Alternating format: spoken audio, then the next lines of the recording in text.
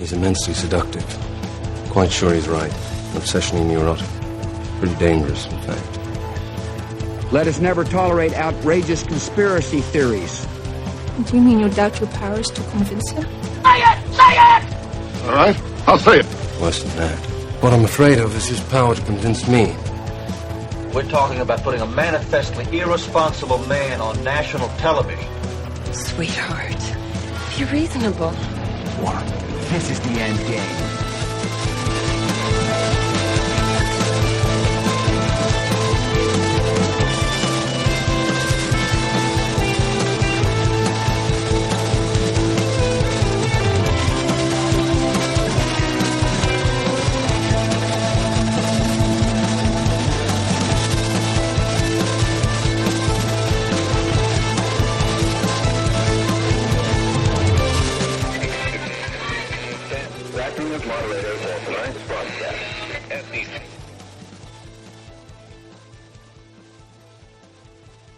All right, everybody, it is Tuesday, March 4th, 2025, the 44th day of the Golden Age. I'm your moderator, Chris Paul. Let's be reasonable. Welcome to all of you watching live. I'm streaming today on Substack for the first time. And so if you're watching over there, hello. It's going to be an interesting experience. We'll see how that goes. I don't know if people watch live streams over there yet. I've started to see them pop up when I open the Substack app, and occasionally I'll click in and just see how the feed looks. I haven't actually watched a show over there yet, but it presents an interesting possibility. I think maybe I'm going to change the Wednesday live stream, the subscriber stream, into something that streams directly on Substack and streams live on Rumble to Rumble Premium subscribers. And I'm going to toy with Rumble Premium in the second half of the show. I think probably an hour and a half, 2 hours in, I'm going to switch over to Rumble Premium, and we'll see how that goes. Everybody who already has Rumble Premium is just going to continue watching the feed, and the people who don't will get that screen, and then you can attempt to find it on one of the other platforms. If not, it's all just going to be posted after the stream ends. It'll be on YouTube. It'll be on Substack, so you'll have access to it. And so I'm going to experiment with that program as we go forward and see if that sort of thing works for people who are subscribing and works for, you know, the qualifications for what you have to do to participate in Rumble's program, which is, you know, an important part of the process in trying to make some money on this show and supporting Rumble in their mission for maintaining a free speech platform while being able to support that project financially so that there is an option away from Google Video. Okay, and with that, let's go ahead and get into some of the stuff I want to talk about today. Amazing clip from Rachel Maddow last night after what we talked about yesterday. We discussed the article in the Financial Times, hijacking the revolution, or hijacking Trump's revolution, and the reactions among people in the mainstream that somehow this is the end of the world as we know it or have known it. This is the collapse of, quote unquote, our democracy. The global regime and its system is ending, at least temporarily. We heard from James Carville last week. He thought that the move was to just play dead for the Democrats. There's nothing we can do to seize the attention back from Donald Trump. So what we're going to do is play dead. And with that, maybe people will forget about us. They'll just focus on Trump and the Republicans, the good and the bad, and then the Democrats will ride in with whatever messaging they need at the end to win the day. And we discussed hijacking the narrative of the Great Reset yesterday. I put that out as a clip after the show, or maybe this morning. So check that out if you haven't. But before we get into Maddow, actually, I want to put up one of the most interesting videos of the day. This thing has gone viral. I don't know quite what to make of it. There's the surface level take, and let's go ahead and watch it. I will immediately bring prices down starting on day one.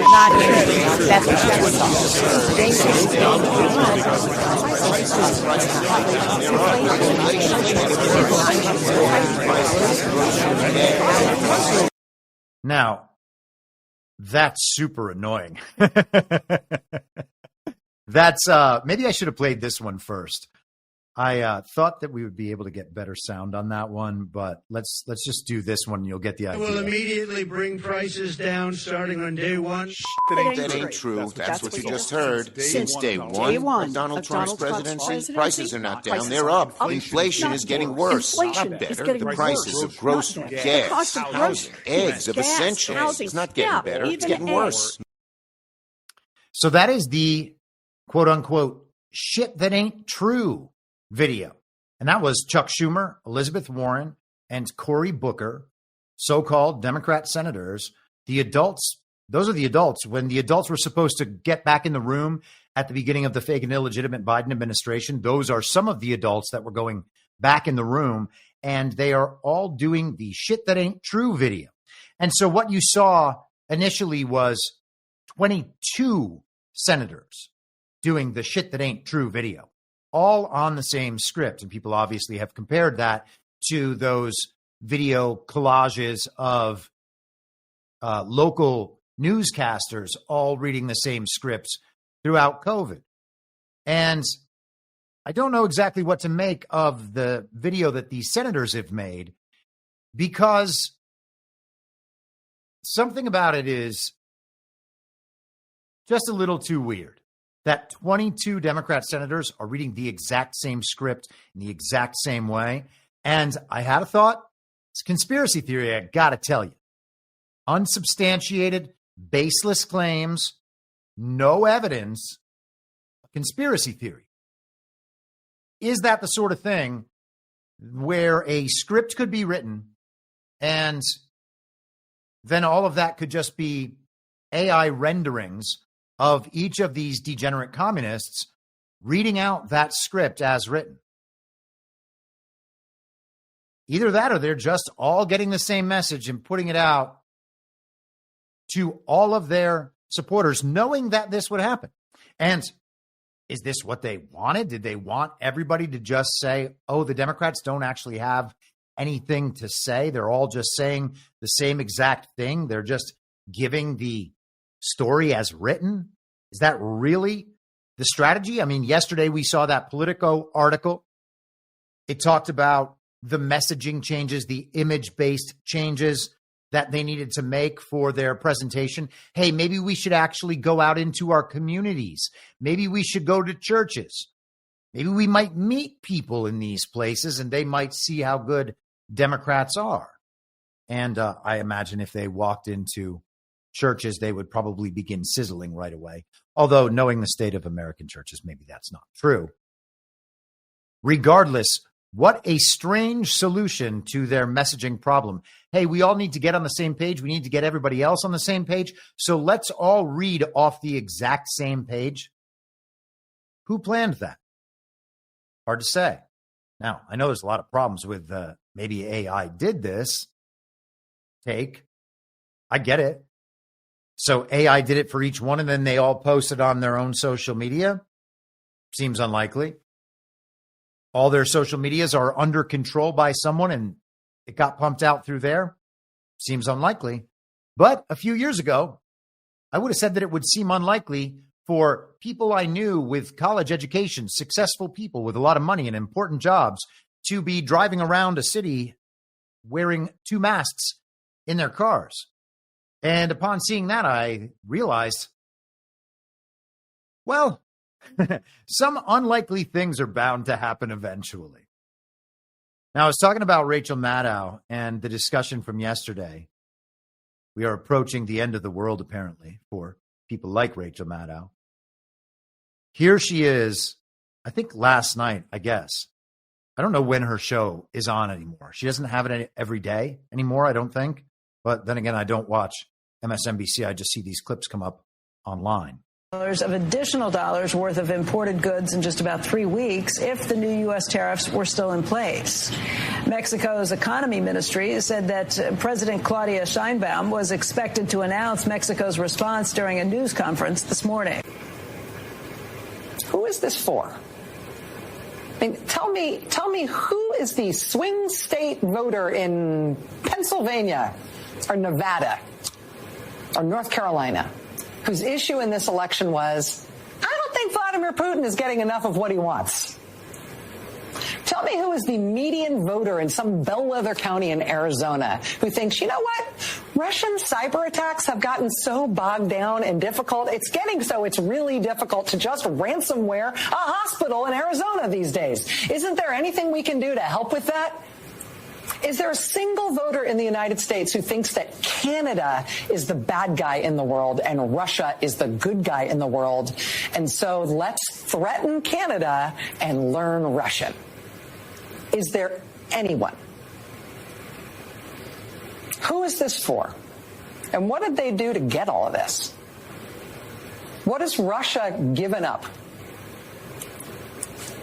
to get this list of things that they have received in the first 6 weeks that Donald Trump has been back in the White House?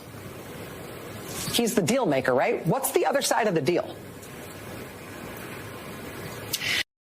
The other side of the deal is that the global regime is defeated. That's the other side of the deal. That's the goal. This weekend, the foreign policy chief of the European Union said, quote, the free world needs a new leader. The rest of the free world is trying. This weekend, the Prime Minister of Great Britain and the President of France announced that they would form a new coalition of the willing to support Ukraine. And they hoped they might get support from the United States for that effort.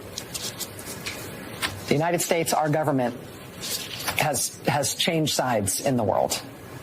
And it seems pretty clear they will not be doing that. Our government now sides with Russia and against America's allies. And we spent years trying to figure out why the Republican Party and its new leader would be inclined in that direction. It now sort of doesn't matter. What matters is the new reality is that he controls the government, and that's the way that he has changed the U.S. government's orientation in the world.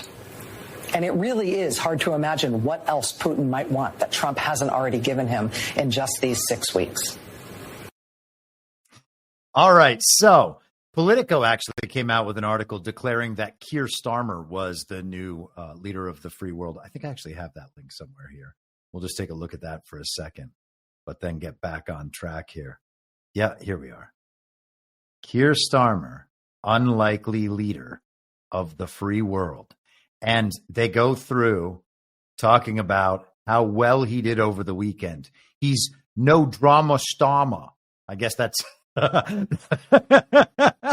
did like a New Jersey, Brooklyn, British accent all at the same time. That was terrible. I apologize for everyone having to hear that. So they go down through the story of Starmer's weekend and how he just happens to be the perfect person to deal with Donald Trump. The world is turning over.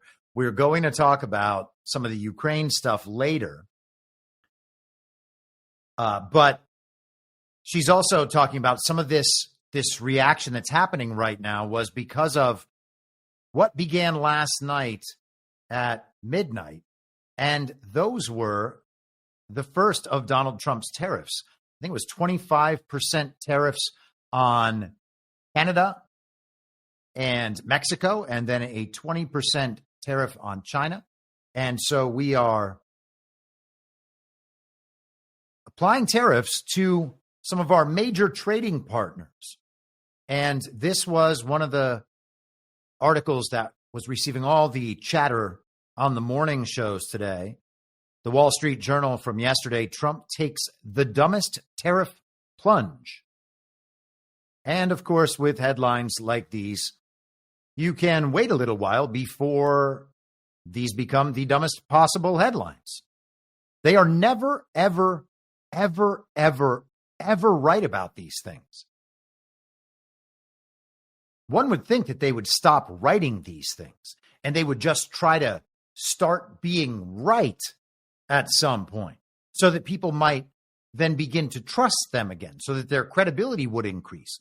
But they can't do that because they're in an existential crisis. And we've been talking about that quite a bit over the last couple of years.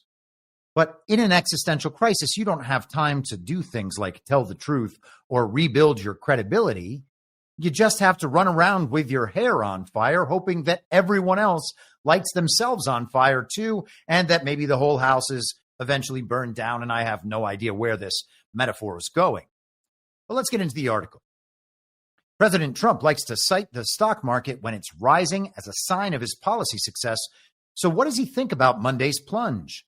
The Dow Jones Industrial Average took a 650-point header after he announced that he'll hit Mexico and Canada on Tuesday with 25% tariffs. And it has continued to go down today.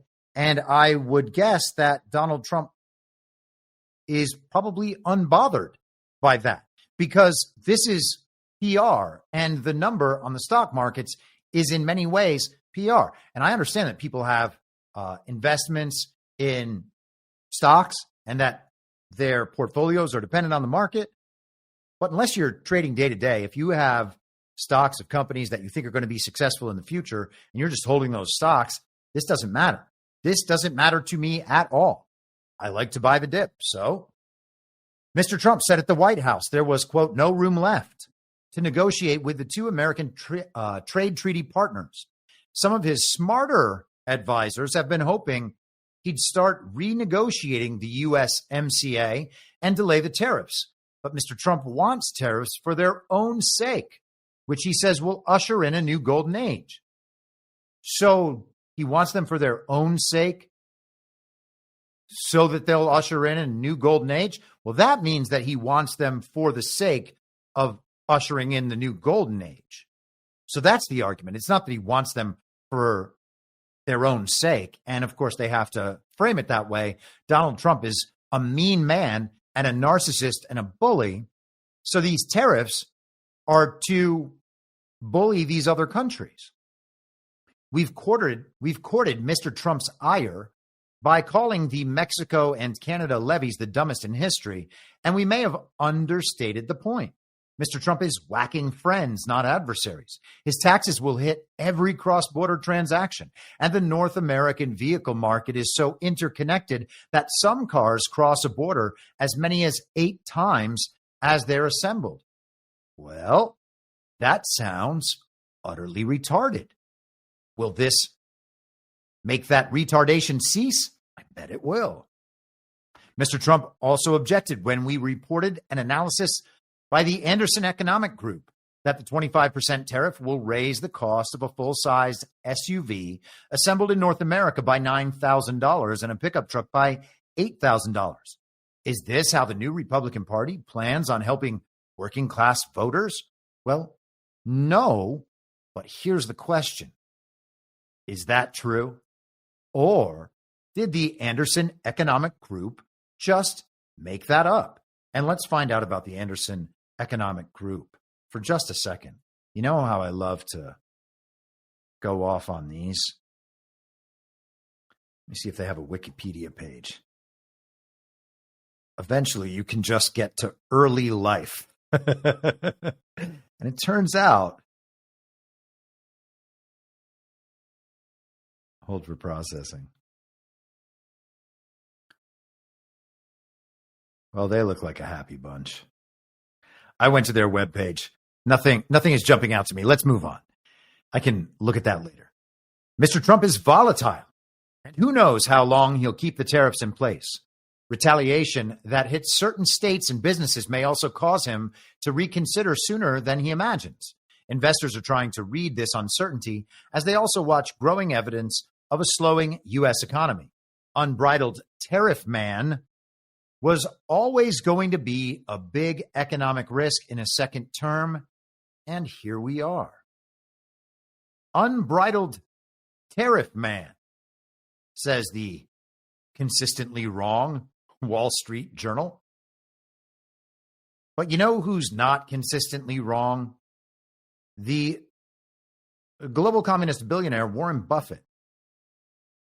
Here he is on, wait a second, is it CBS? I think it's CBS. Yeah, CBS Sunday Morning. How you see the state of the economy right now? Well, I think that's the most interesting subject in the world, but I won't talk. I can't talk about it. No, I really can't. How do you think tariffs will affect the economy? I mean, tariffs are actually, we've had a lot of experience with them. They're an act of war to some degree. How do you think tariffs will impact inflation? Over time. They're an act of war to some degree, he just said. An act of war. And perhaps he's right about that. Who's being tariffed? We'll get to that. There are attacks on goods. I mean, you know, the tooth fairy doesn't pay them. I mean, and see, you always have to just, and then what? You always have to ask that question in economics. Always say, and then what? So is there an answer for that when people say, you know, inflation persists, consumer prices keep going up, when's the end in sight? No, prices will be higher 10 years from now and 20 years from now and 30 years from now. And what do you think about what's happening in Washington right now? About efforts to I think it's Washington. Yeah. It's, you know, technology changes things, all kinds of things, but Washington is Washington. And the problem with politics is that you tend to have to make tiny compromises as you go along. And what do you think about Elon Musk's efforts to cut? Well, I better not get into that. Oh, do you talk to him at all? I've talked to Elon a few times. And any thoughts about his current efforts in Washington? No, you've always been bullish on American companies. The majority of any money I manage will always be in the United States. All right. So there is a man who has benefited greatly from a controlled economy, a top-down controlled economy, from the global regime bankers down through global governance organizations, through organizations like the World Economic Forum, the World Trade Organization, the World Health Organization. When you know what the plan is from the very, very top, it's easy to take advantage of that knowledge throughout the entire system. And Warren Buffett has done very well for himself by doing that for a very long time. And so he says the tariffs are an act of war against whom? It turns out they're an act of war against the true enemy, which is the global evil twin. And if you are not familiar with the concept, I talk often about good twin, evil twin. There are two factions, at least two factions. Everything is at least two things. In all the nations around the world, there is a faction that supports the one world international rules-based order, the global regime and its agenda. They are centralized and centralizing. Things centralize more over time. Monopolies are created. Companies and countries that go along with the agenda are given certain advantages, while the countries and companies and individuals, of course, that don't go along with the agenda are punished, so that everybody will ultimately be incentivized or punished back into falling in line.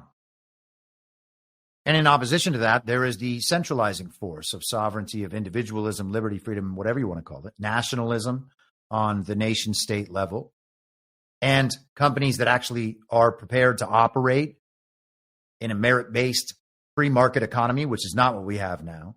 We can talk about capitalism until we're blue in the face, but we don't have free markets if everything is controlled from the top down. They call it free trade, but it's not free trade. It is controlled trade based on the needs of the liberal international rules-based order. And so the good twin and evil twin factions exist in every country around the world. And what we see now is the battle between the good twin and the evil twin worldwide, and the good twin is winning. So tariffs disrupt the top-down control of the global economy.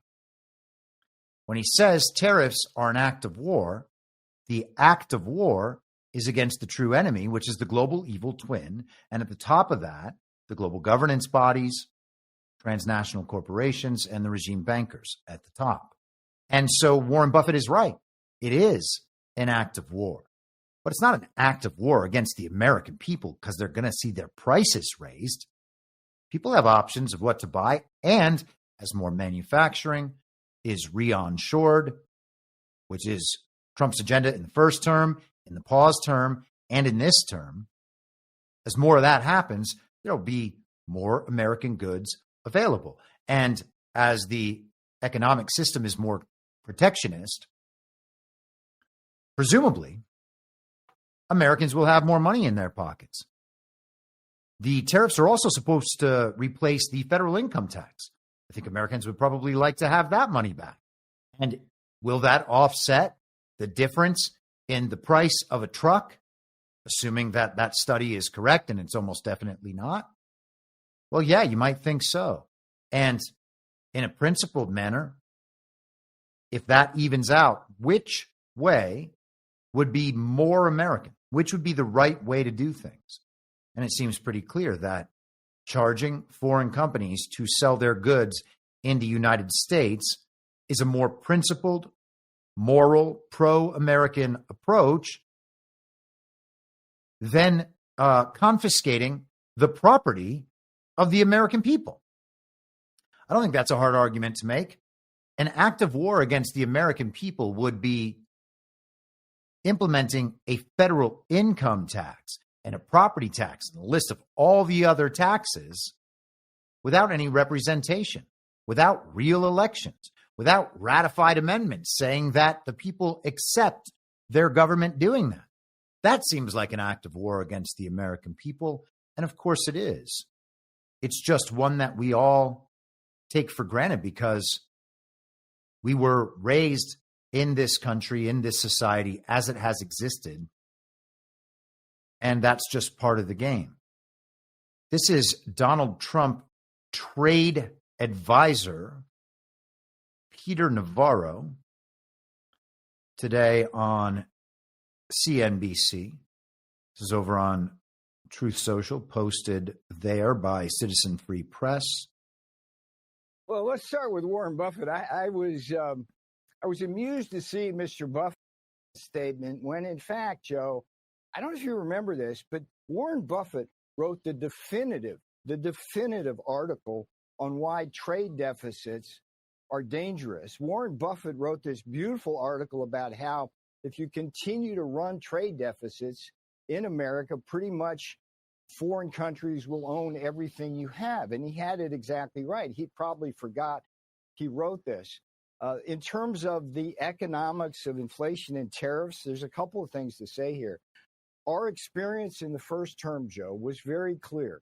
We did not have inflation. We had price stability. When we put the tariffs in on China, steel, aluminum, solar, dishwashers, and all of that, no inflation. And the reason why is a complex chain of macro things that begins with the fact that the exporting countries, which are dependent on our markets, absorb a large share of the tariffs. And then you have the supply chain effects moving around.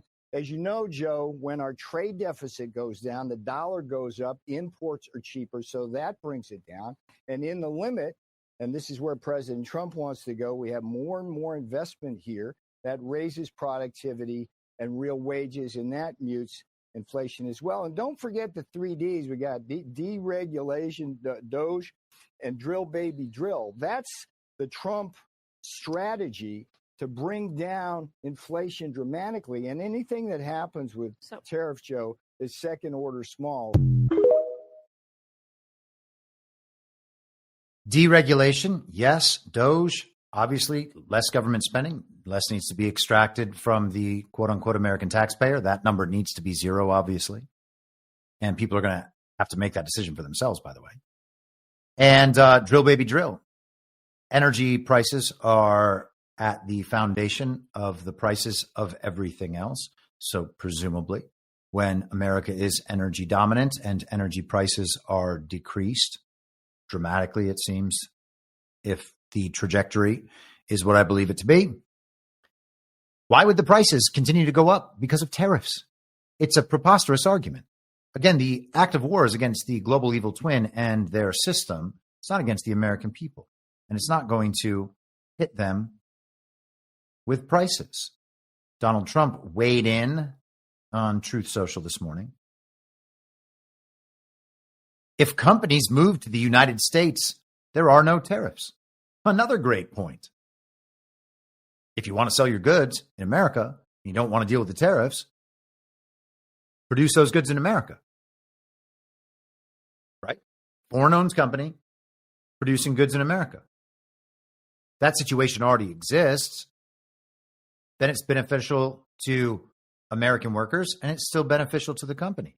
It's just not beneficial to workers and economies in other countries to the same degree it is now.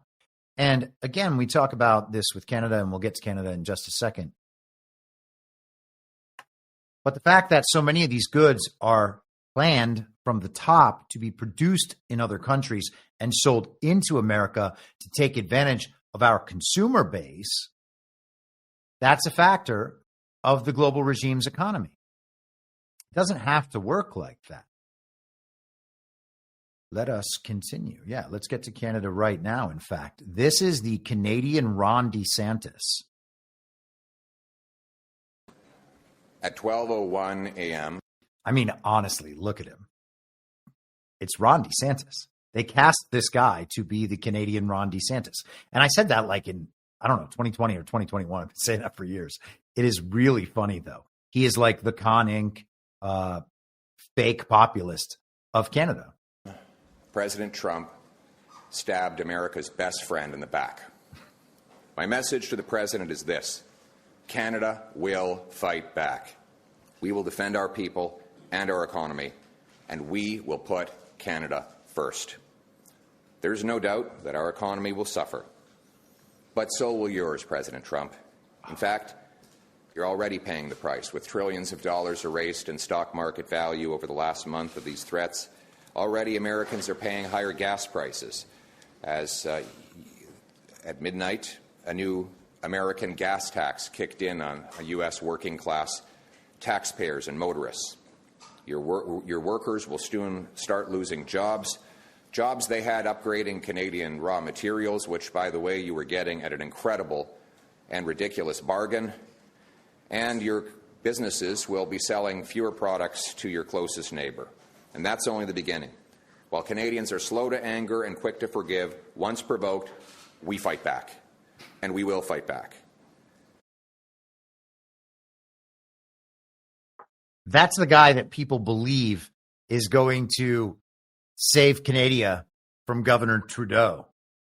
That guy ain't saving anything from anybody. That was ridiculous.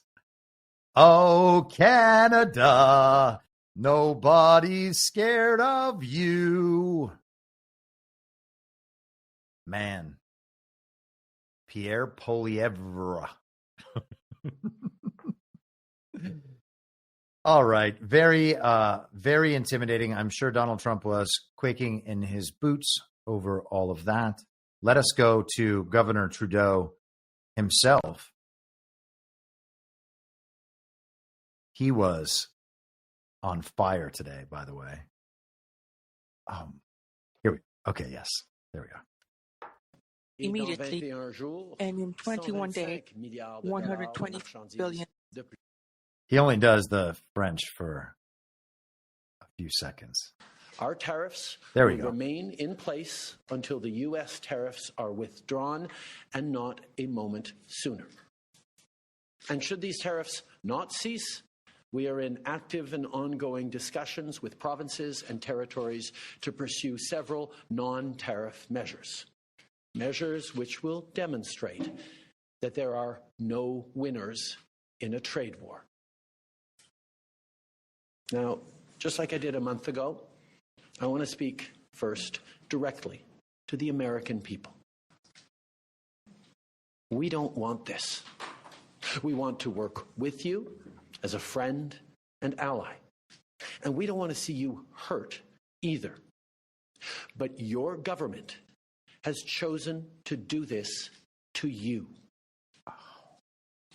As of this morning, markets are down, and inflation is set to rise dramatically all across your country.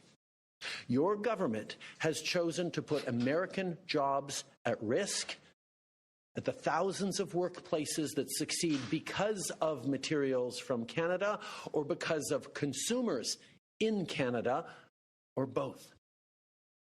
They've chosen to raise costs for American consumers on everyday essential items like groceries and gas, on major purchases like cars and homes, and everything in between. They've chosen to harm American national security, impeding access to the abundant critical minerals, energy, building materials, and fertilizers that we have and that the United States needs to grow and prosper. They've chosen to launch a trade war that will, first and foremost, harm American families. They've chosen to sabotage their own agenda that was supposed to usher in a new golden age for the United States. And they've chosen to undermine the incredible work we've done together to tackle the scourge that is fentanyl, a drug that must be wiped from the face of the earth. So on that point, let me be crystal clear. There is absolutely no justification or need whatsoever for these tariffs today. Now, the legal pretext your government is using to bring in these tariffs is that Canada is apparently unwilling to help in the fight against illegal fentanyl. Well, that is totally false. Let's look at the facts. Our border is already safe and secure.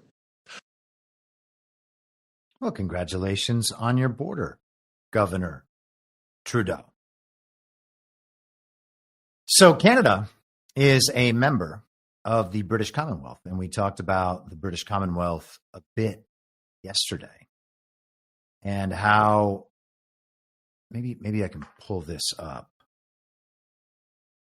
It's good to remind ourselves with the visual. We went through this article yesterday. Zelensky meets King Charles as calls grow to cancel Trump UK state visit. This was in Newsweek. And there we have the so-called king, the monarch who controls the British Commonwealth to the extent it still exists. And there is the comedic actor of the Ukraine, Volodymyr Zelensky, to the extent that the Ukraine still exists. And of course it does not. If you are king and a comedic actor pretending to be president of a fake country shows up in a sweatsuit to talk war, not a real king. So the longest running reality show in the history of the world seems to have ended. The British royal family is a ridiculous farce and should be recognized as such. And Canada, a Commonwealth nation, as part of that British Commonwealth, under the Crown, that is just through and through the global regime, Canada is controlled ostensibly, at least in the narrative, by the global evil twin. So the act of war would be against that global evil twin, and the relationship with Canada will be sorted out. And, Canada is going to become the 51st state. And so I'm really not worried about their fertilizer. But thank you for your concern, Justin Trudeau. Along those same lines, this was the Daily Mail yesterday. Windsor Castle opens St. George's Hall to Muslims observing Ramadan as they gather in the ceremonial room for the first time in history to break their fast. Now, if this is what's happening in Windsor Castle, then there is no more British royal family. If a comedic actor pretending to be president of a fake country shows up to greet the king in a sweatsuit, and then Windsor Castle is filled with 360 Muslim guests, and hey, no offense to Muslims, but let's be honest here. Doesn't matter who it is. If it was 360 American rednecks, same thing. you don't have a royal family anymore. There is no more British royalty. There is no more British Commonwealth. And to analyze things as though there was still seems crazy. Maggie in the chat says, I'm 99% certain that the crown is gone. I don't know about 99.9%, but I would suggest that it's higher than people would imagine and on its way, on the path in that direction at the very least. I don't know if it's 99.9. Maybe it is. That's very optimistic.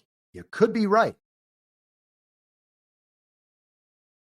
Misfit Angie asks if Pierre Poilievre has Ron DeSantis' lifted boots, old bootsy DeSantis, and the answer is I don't know.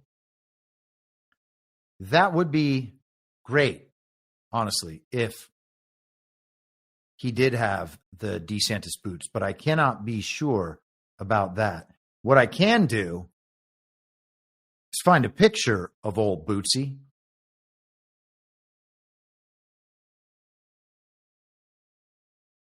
He was a little alligator, and sometimes he's a little storm chaser. Old Bootsy DeSantis. Oh, man. Hold for processing. I felt like we had a really good rhythm going there. And now I've totally destroyed it just to find pictures of Ron DeSantis' boots. Really unprofessional. Hey, that's how things go sometimes, you know? Let's just, at this point, we got to go ahead and do it. So I hope you're in for the long haul. Where is he? Ah, yes, there we are. Let's go ahead and get this to be part of what in the world's happening here. Oh.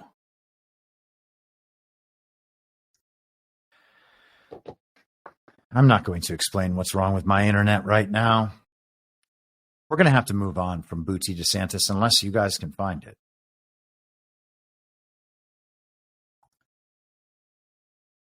Makes me sad. Makes me very, very sad. Those were the days, I got to say. In the chat, it's Tony Man, $5. Man, I need a Boo Bapa Muba Banca. I don't know if that qualifies for a Candy Manning on Una Panuna Banca. And the truth is, you have to say Anna Paulina Luna. Just saying Ma Buba Banca Donka or whatever you said is not going to get us there. I can't just relax the rules for one person because then I have to relax the rules for everybody that says anything remotely like Una Panuna Banca. Nobody, 777, $10. Thanks, Chris. I hope to see you again in Deadwood. God bless. And I believe you will see me again in Deadwood, Jim. That's going to be in August of this year. And this weekend, we are heading off to GART in Las Vegas. You can get your in-person passes. I think there are still a few of those left. We're in a considerably bigger venue from what I have been led to understand this time, or maybe just bigger and not considerably bigger. It's not like twice as big or anything, but there's a lot more room this time. So I think that there are some in-person passes available. And of course there are virtual tickets as well. Badlandsmedia.com/events is where you can find that. And I suppose we had better come back on Governor Trudeau once again. 8 years, you and I have worked together. By the way, this is his message to Donald. He addresses him as Donald. Not President Trump, but Donald. This is the condescending tone of the servants of the global regime. Now, if you ask me, I'd say that's our boy True, and he's just doing what he does. But surface level, clearly disrespectful, and the disrespect, I believe, is intended. They do not want to call him president, as though he's not getting inaugurated later today or something. We've done big things. We signed a historic deal that has created record jobs and growth in both of our countries. We've done big things together on the world stage, as Canada and the U.S. have done together for decades, for generations. And now we should be working together to ensure even greater prosperity for North Americans in a very uncertain and challenging world. Now, it's not in my habit to agree with the Wall Street Journal, but Donald, they point out that even though you're a very smart guy, this is a very dumb thing to do. We two friends fighting is exactly what our opponents around the world want to see. That kind of does make some sense, doesn't it? In the our boy true understanding that Donald Trump and Governor Trudeau are on the same side and that their opponents around the world actually want to see the two of them fighting, because that would mean that our boy True is fighting back against Donald Trump on their behalf. It's not like there's some country trying to take down both the U.S. and Canada, and we need to unify against that threat. I mean, unless you're talking about the global regime, but again, that would only work under the our boy true understanding. Now, you could just say, well, yeah, but this is Fidel Castro's son. Of course, he's just going to lie about these things. He's going to say whatever he needs to say. He's using this as a rhetorical flourish to make it sound like the United States and Canada are, of course, on the same side. You know, this stuff's hilarious. And now, to my fellow Canadians, I won't sugarcoat it. This is going to be tough, even though we're all going to pull together, because that's what we do. We will use every tool at our disposal so Canadian workers and businesses can weather this storm. From expanding EI benefits and making them more flexible to providing direct supports to businesses, we will be there as needed to help. But Canada, make no mistake, no matter how long this lasts, no matter what the cost, the federal government and other orders of government will be there for you. We will defend Canadian jobs. We will take measures to prevent predatory behavior that threatens Canadian companies because of the impacts of this trade war, leaving them open to takeovers. We will relentlessly fight to protect our economy.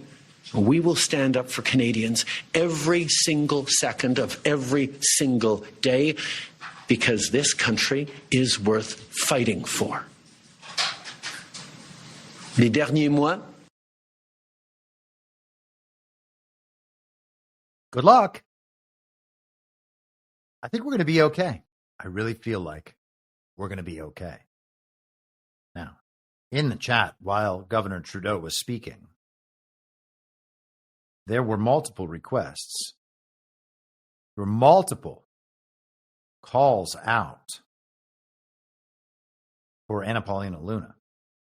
Now, I can't just do this over and over again.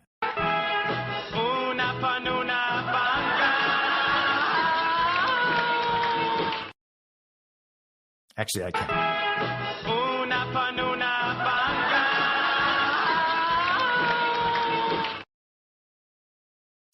The most 2025 online thing ever would be for me to get rich just playing the Una Panuna Bonka video over and over and over again, because people don't stop leaving Rumble rants in the chat talking about Anna Paulina Luna. That would be incredible. Okay, let's continue on with the tariffs. Donald Trump explained a very simple aspect of this arrangement. He said, please explain to Governor Trudeau of Canada that when he puts on a retaliatory tariff on the United States, our reciprocal tariff will immediately increase by a like amount. So Governor Trudeau is attempting to fight the tariff fire with his own tariff fire, but his own tariff fire causes an extra round of tariff fire. The Terrifier. Oh, man, this episode is not going to be called that, but it could be called that in the future. I'm just saying the tariff fire. Terrifier. I'm going to have to just keep a note on that.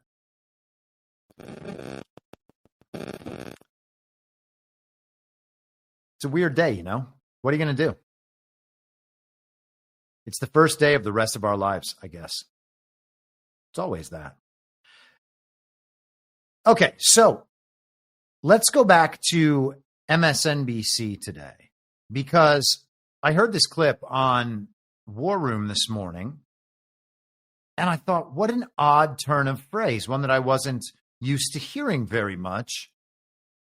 And it seems like, much like the messaging coordination that we saw in the first clip from the beginning of the episode, this was a coordinated messaging campaign. Here we are. We're still seeing floated the notion that there could be more tariffs on specific products and retaliatory tariffs. We know this is a thing he loves, but the uncertainty that Greg's talking about permeates all of this. And to your point, does nothing positive to the animal spirits, to businesses, to consumers who are just frankly wondering how this is all going to play out. Overnight, imposing tariffs on America's closest allies. The strategy from the White House seems to be serious voices. And that woman in the last clip, well, she took off her glasses to get extra serious in the meantime. It's incredible. To shed as many friends as possible, as fast as possible. And the long-term question is, does that leave America safer, stronger, and greater, or does it leave it weaker? I mean, if you just look, the risk at the moment is you push the Europeans closer to China, you push the Canadians closer to China, you push the South Koreans closer to a nuclear weapon. I mean, it's hard to see how this strategy plays out well for the United States. Pushed the South Koreans closer to a nuclear weapon. The only way the South Koreans could get a nuclear weapon in a world where nuclear weapons existed is if we gave it to them, or if everyone just recognized that it's actually just Korea, and the South Koreans would then therefore have nuclear weapons by virtue of being Korea, because, of course, Little Rocket Man has nuclear weapons. In the long run. It's hard to see how it plays out well in the short run as well. By the way, this man's name is Edward Luce. He is a ridiculous figure, but he's also one of the main contributors to the Financial Times, one of the key mouthpieces of the global regime worldwide. He is one of the people who communicates to global elites and tells them what they're supposed to know, what their official story is, the things that they are supposed to repeat as slogans. Edward Luce is way up in that information stream. Oh, no. I just rewound the video all the way to the beginning. Here we go. If you caught them in private moments, is that friendship and economic deals between the US and Russia, between Trump and Putin, will unleash all kinds of animal spirits and energy deals. And of course, the deal for Ukrainian minerals, which presumably in one form or another, Zelensky will be corralled into accepting. That's going to be boom time for American businesses. His view of the world is about deals. It's also about an affinity with Putin. I'm not overlooking that, but it's chiefly if you want to summarize Trump's view of economics, it's about having lots of deals and punishing those who are in surplus with the United States. There are no friends in that world. There's just deals that Trump has skin in the game in. And so that's how they would justify this as a success, because there is no sort of ethical, philosophical, or strategic justification for what he's doing. And so the world he's describing, the world Maddow was describing earlier, is one that has to be controlled from the top down. There's no way for them to get the world they're talking about without that. He's saying that there are no friends. Well, that's not necessarily true. There can be bilateral alliances. It's just no more multilateral pacts, these massive global treaties, and that level of control where everyone is operating toward the same goals in implementing the same agenda. That is what they view as us having friends and allies around the world. That's not a realistic situation. We have in our personal lives friends and allies. There are people that we are close to. And then there are people that we are kind of close to who are our acquaintances. And we occasionally will pursue common interests together or activities that we enjoy doing together. Someone might have a tennis partner or a golf partner. That's who they play tennis or golf with, but it doesn't really mean that they want to spend their entire day with that person all the time. You know what I'm saying? Whatever.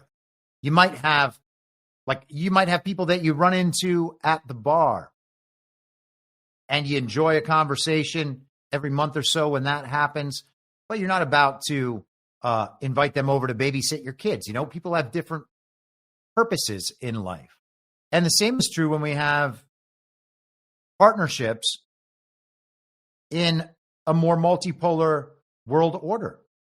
Trade is one of the things that keeps those relationships equal and level. And tariffs can be a leverage point in keeping those relationships on steady ground.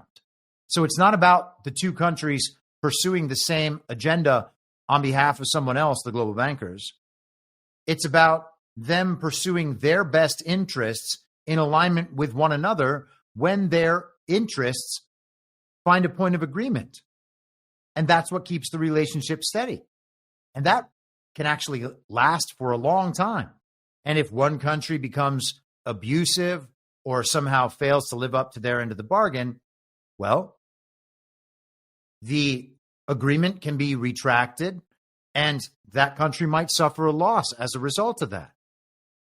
That's what we're seeing now, except it's between good twin and evil twin. Whatever stability there may have been at some point, and that was probably only by force and coercion or corruption and compromise. Well, that's gone. And so the countries are now pulling back, focusing on their own interests, no longer willing to subject themselves to the abusive nature of the global regime, just as we wouldn't in a personal relationship if someone was abusive in a friendship, an acquaintance. If your golf partner was stealing money out of your wallet every time you were taking a swing, that person wouldn't be your golf partner very long. You don't just stand there and tolerate abuse indefinitely. And that is what we've done. We've been taught and indoctrinated to believe that that abuse is just how things work. It's a natural part of the system. And actually, our abusers, they're the ones protecting us. They'll tell us, don't you know how much worse it could be without us? So Edward Luce is, again, making the case on behalf of the enemy. And you heard that phrase, animal spirits, pop up a couple of times. It has actually been popping up consistently, when I went back to look for this, consistently throughout Donald Trump's third term. Animal spirits is a term used by John Maynard Keynes in his 1936 book, The General Theory of Employment, Interest, and Money, to describe the instincts, proclivities, and emotions that seemingly influence human behavior, which can be measured in terms of consumer confidence. The original passage by Keynes reads, even apart from the instability due to speculation, there is the instability due to the characteristic of human nature that a large proportion of our positive activities depend on spontaneous optimism rather than on a mathematical expectation, whether moral or hedonistic or economic. Most probably, of our decisions to do something positive, the full consequences of which will be drawn out over many days to come, can only be taken as a result of animal spirits, of a spontaneous urge to action rather than inaction, and not as the outcome of a weighted average of quantitative benefits multiplied by quantitative probabilities. And that is a fine enough observation, something that has been observed throughout the history of philosophy. What motivates people to act? It is not generally reason alone. There is some impulse, some maxim that propels them to act. So in the conversation here, the idea is that Donald Trump's confidence coming in, the confidence in the business community due to some of the things Peter Navarro was talking about, deregulation, not so much Doge, but that too, drill, baby, drill, and some of the other Trump economic aspects. The idea was that provoked all of these animal spirits. People just had this belief that the economy was going to improve, and therefore the economy did improve. And we talk about phenomena like that quite often, referencing Nick Land's hyperstition. The formation of these beliefs, the way that people act upon those beliefs, creates a reality based on those beliefs where none existed before. So we heard throughout the fake campaign of one Kamala that it was a vibes-based campaign, a joy-based campaign. Apparently that was an animal spirits-based campaign. And it's odd, isn't it, to be, conjuring animal spirits in the first place. I found that part of it particularly strange. But let's go to CNBC from January 20th, 25, what we commonly understand as the inauguration of Donald Trump's third term. And we'll see what happens this evening. Stanley Druckenmiller says animal spirits are back in markets because of Trump, with CEOs giddy. Billionaire investor Stanley Druckenmiller believes Donald Trump's reelection renewed a jolt of speculative enthusiasm in the markets and surging optimism within businesses.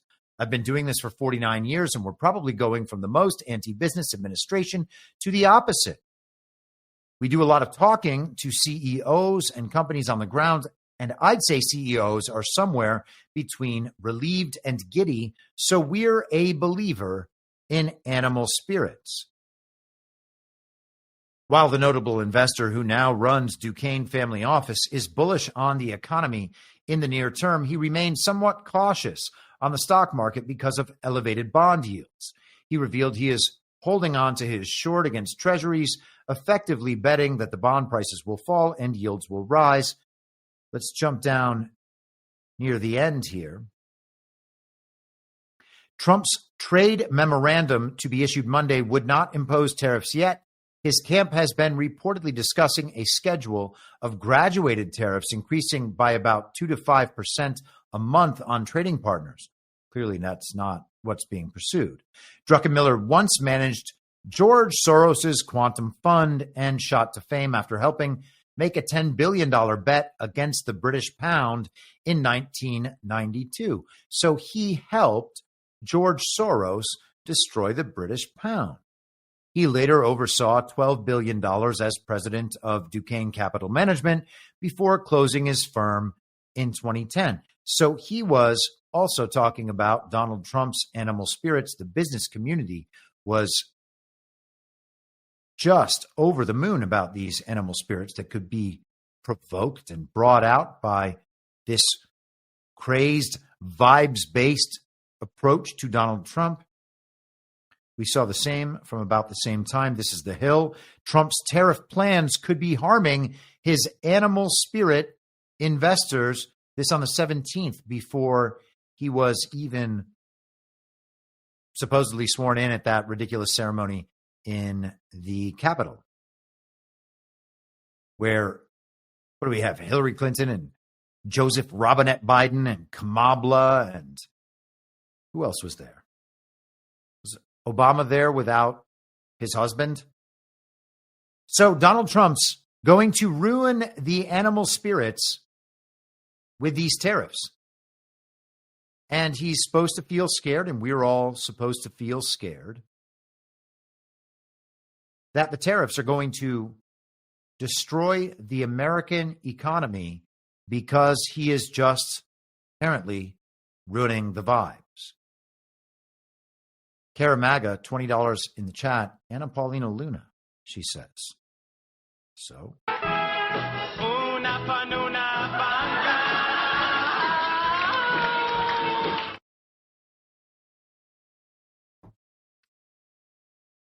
Candy Manning, Anna Paulina Luna. Let's go to some other domestic news. Then we will talk a little bit more about the significance of the March 4th date. And then we'll get into some of the abroad stuff. This is the Gateway Pundit from yesterday. 21 Republican secretaries of state demand action from DHS Secretary Kristi Noem to protect elections from non-citizen voting. Apparently, they believe they are unable to do that on their own, so they need to call in the help of the Secretary of the Department of Homeland Security, that department that was created in the wake of 9/11, and that department that makes you wonder, hey, what homeland are they talking about? How does this Department of Homeland Security have branches in like 60 different countries? What homeland are they talking about? And I would suggest that at least prior to this current Trump administration, or prior to the first term, let's say, they were talking about that global homeland, the global evil twins homeland. Doesn't seem like they're too interested in protecting America. But of course, they are the department tasked with dealing with immigration issues, at least according to the television and what we see coming through on a daily basis, that Trump will then interpret in his own way and reroute, as we discussed yesterday. 21 Republican secretaries of state have sent a letter demanding immediate action to prevent non-citizens from registering and voting in American elections. The letter lays out critical improvements needed to the systematic alien verification for entitlements program, SAVE. Oh, wow. Another punny name. Punny acronym. A federal system used to verify citizenship status is currently riddled with bureaucratic inefficiencies that hinder the detection of ineligible voters. The Republican officials argue that under the current system, states face cumbersome restrictions, outdated technology, and financial barriers that make it difficult to effectively detect and remove non-citizens from voter rolls. The letters being led by Alabama Secretary of State Wes Allen and co-signed by top election officials from states including Arkansas, Georgia, Idaho, Indiana, Iowa, Kansas, Kentucky, blah, blah, blah. You can see the list there on your screen. No Florida, surprisingly. No Texas, surprisingly. But we do have Georgia. Brad Raffensperger signed on. Now, I'm sure that some of these people might be good, faithful, public servants. I have no reason to give them the benefit of the doubt and assume that, but just playing the odds, maybe a couple of them are. We don't know that to be true. They might just all be global communists with R's next to their name, just like we have global communists with D's next to their name. They pursue the same agenda together under the uniparty banner, different brands marketed to different groups of people. So they are calling on the federal government, a secretary of a department that should not exist, to help them fix problems with their elections in the states. Now, why are they taking that route?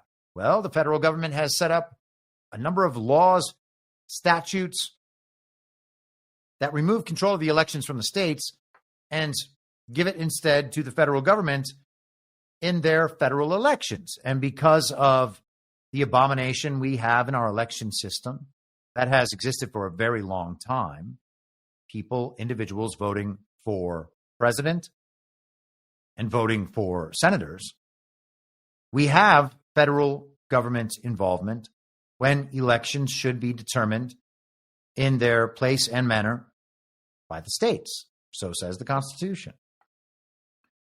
Why don't the states just reclaim their power to control elections. Go to court over it. Remove everyone from your voter rolls and then build them up again. That's what has to happen. That is one of the baseline things that has to happen for legitimate elections to take place in the first place. What are the baseline things? The voter rolls must be purged completely and rebuilt from nothing. If people want to vote, they're going to have to register to vote. And I'm open to finding ways that will make it easier for people who actually are confined to their homes. But otherwise, just eliminate the whole thing. Then we don't have to worry about the motor voter problems. Trying to unwind the entire ball of yarn that has been created over hundreds of years now is ridiculous. It's not effective. It's not efficient. And it will not yield a good result, which is why people who want to keep the election system in place will pursue that route. And why people who grovel before the government, they believe the state is their authority. They believe the state holds power over them, that the power delegated to the state and then to the federal government is not an act of consent by the people. It's just the way things are. These are the government's powers. These are our powers. Our powers are what brand of soda we want to buy at the store. The federal government's power is to tell us whether or not we're allowed to access our money. It's crazy. The states can simply take that power back. And if it is to be challenged in court, well, by all means, challenge it in court. Take it all the way up to the Supreme Court. Let's get a ruling on these things, right? Going all the way back to the original Constitution, hopefully before that, but at least that far. And instead of doing that, these very based and red-pilled Republican secretaries of state in all these states are asking the federal government to do it for them. And so when that fails and doesn't solve the problem, even if Kristi Noem were going to take some sort of action here, and who knows if she will or won't, but even if she would do that, what difference would it make? The problem is more foundational than whatever this letter seeks to address. And it's more foundational than whatever Kristi Noem would be able to actually accomplish. So it's not an attempt at solving the problem, although it is very good marketing, because we hear over and over and over again that the real problem is voter ID. The real problem is not voter ID. The real problem is that our elections are fake and that we have an entirely, a totally absurd idea about our role relative to government and government's role relative to us. Until those fundamental problems, those foundational problems are solved, this stuff around the edges is not going to make any difference. Yes, it would be better if we could guarantee somehow that only the American people were voting in our elections, but this isn't going to accomplish that. This is just going to paper over the problem once again, as they always do. This is a marketing move by based and red-pilled Republicans in these so-called red states that will not solve the problem. And yet, people will cheer it on.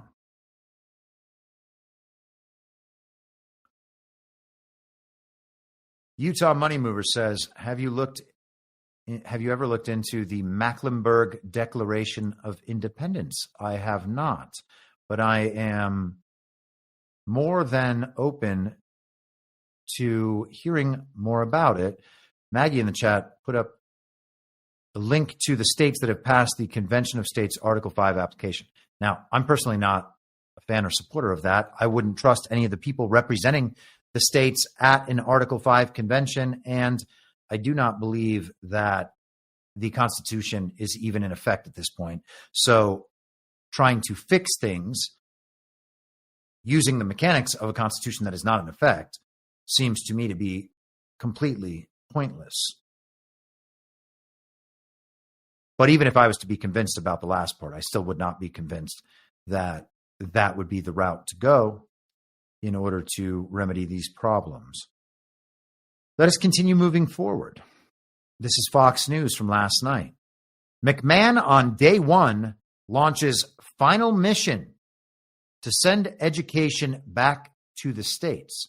So Linda McMahon was confirmed as the Secretary of the Department of Education in the totally fake and illegitimate false reality layer of our similarly fake and illegitimate government last night. In her first act as Secretary of Education, she is informing all employees of the Department of Education that she will lead a quote-unquote momentous final mission to send education back to the states. She's sending a letter to all DOE is the Department of Energy, employees on Monday evening, informing them of a new era of accountability as she oversees President Donald Trump's promise to dissolve the department. Our job is to respect the will of the American people and the president they elected, who has tasked us with accomplishing the elimination of bureaucratic bloat here at the Department of Education, a momentous final mission, quickly and responsibly.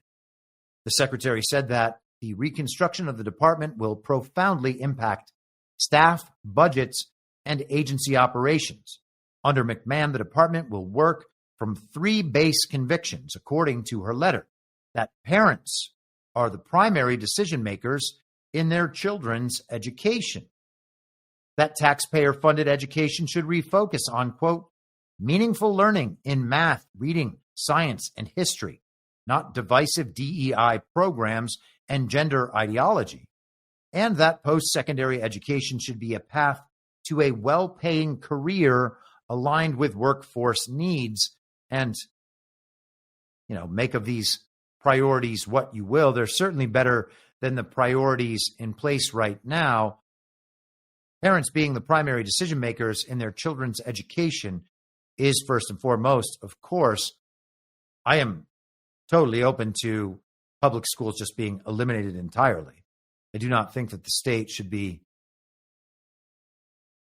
any factor in deciding what children are learning, what they have to learn. And then the idea, of course, that parents couldn't just keep their kids out of school without then being punished by the state. At some point, I hope that we look at these things and think, oh, hey, that's obviously a crime against humanity. Removing red tape and bureaucratic barriers will empower parents to make the best educational choices for their children, the letter reads. An effective transfer of educational oversight to the states will mean more autonomy for local communities. Teachers, too, will benefit from less micromanagement in the classrooms, enabling them to get back to basics. And I guess we will see. Trump has stated that his goal is to immediately close the DOED, and that in the process, he wants McMahon to put herself out of a job. And we have covered that before on this here podcast. It seems like we are headed in that direction. A momentous final mission sounds like a great idea. Let us pause for just a second. We just talked about animal spirits. How about we talk about animal organs? In today's society, it's tough to be a man in a world dominated by overly masculine liberal women. That's just not how it's meant to be. Everywhere we look, it's gender neutral this product or made for her that product. That is why we started a company that embodies the ethos of men's lives matter too. It's a little grovelly, but okay. With products that aren't designed to be gender neutral or used by people with pronouns, our products at Rumble are designed and built for men by men, period. Minus the period. So if you struggle with low energy, mood swings, or hair loss, or if you need to be better at the gym, maybe in bed, and recover quicker after, and I assume they mean quality sleep, throw out all your other garbage supplements and try animal spirits. I mean, animal organs. They are traditionally the most nutrient-rich supplements on the planet, but our bison organs are a step above. The grass-fed, non-vaccinated bison are a species where the weak are allowed to die and only the strongest survive. That's the most red-pilled thing I've ever heard. So here is our commitment to you from men who have real confidence in their products. Try this today, and if you don't like it, fine. Return it for a refund. Go to BeNaked.com, code STUDIO, and get 15% off today. Be naked and have animal organs that could get weird for whomever sees you naked, if that's what you get. Let us continue. Donald Trump posted today about schools, colleges, and universities, saying all federal funding will stop for any college, school, or university that allows illegal protests. Agitators will be imprisoned or permanently sent back to the country from which they came. American students will be permanently expelled or, depending on the crime, arrested. No masks. Thank you for your attention to this matter. Now, everybody is focused on this being about the quote-unquote Hamas protesters who were harassing Jewish students since the paragliding go-kart incident. And if you ask me, I would suggest that y'all go back and have a look at those protests, some of the footage coming out of them, who was reporting on those events, and decide for yourselves whether or not those things looked entirely real. Or perhaps maybe they were partly staged. And you'll remember the based frat bros who were protecting the Jewish students, and then the very gay rendition of the statue of, I'm going to mess up, the Iwo Jima statue. There was a meme that was going around for a little while in the based and red pill community of these young boys shirtless doing the same thing in like their little college shorts or whatever. There are a lot of gays in the conservative establishment, apparently. But anyhow, those look like totally staged protest events to make it seem as though there was a lot of hubbub back and forth about all of this. It was totally uncouth to suggest that the global regime proxy state of Israel, created about 75 years ago, and absolutely not the biblical Israel, could never be involved in such things as genocide, when of course they can. And this is seen in that light as being somehow protective of quote-unquote anti-Semitic protests. Now, maybe it is. Maybe that was the motivation or initiation of all this, but it's not mentioned there by Donald Trump at all. And it's not like he's afraid of mentioning it. He talks about mask wearing in the protest. That would seem to be directly related to Antifa and Antifa-style protesters and these Hamas protesters, etc. But he's also talked about removing federal funding from colleges, schools, and universities for mask mandates and for vaccine mandates. And, of course, when the Department of Education goes away, what federal funding will there be to these schools and colleges and universities? And the answer is there should be none. There shouldn't be federal funding going to any of these states. If states want schools, the states can pay for schools. The federal government should be run and operated on the basis of what we take in tariffs. There will be no federal income tax. That would be preposterous. It is not constitutional. It's not moral. The state has no business in seizing the property of its citizens, or not even citizens, of its people. So what would be the source of federal funding at that point? There would be no more extraction of wealth, or the extraction of wealth to pay for the interest and the rental fees on the fiat currency created from nothing by the global regime bankers and then funneled through our government to those individuals, organizations, corporations, etc., who are going to implement the global regime agenda. And so that was really the program. It's not taxpayer money per se.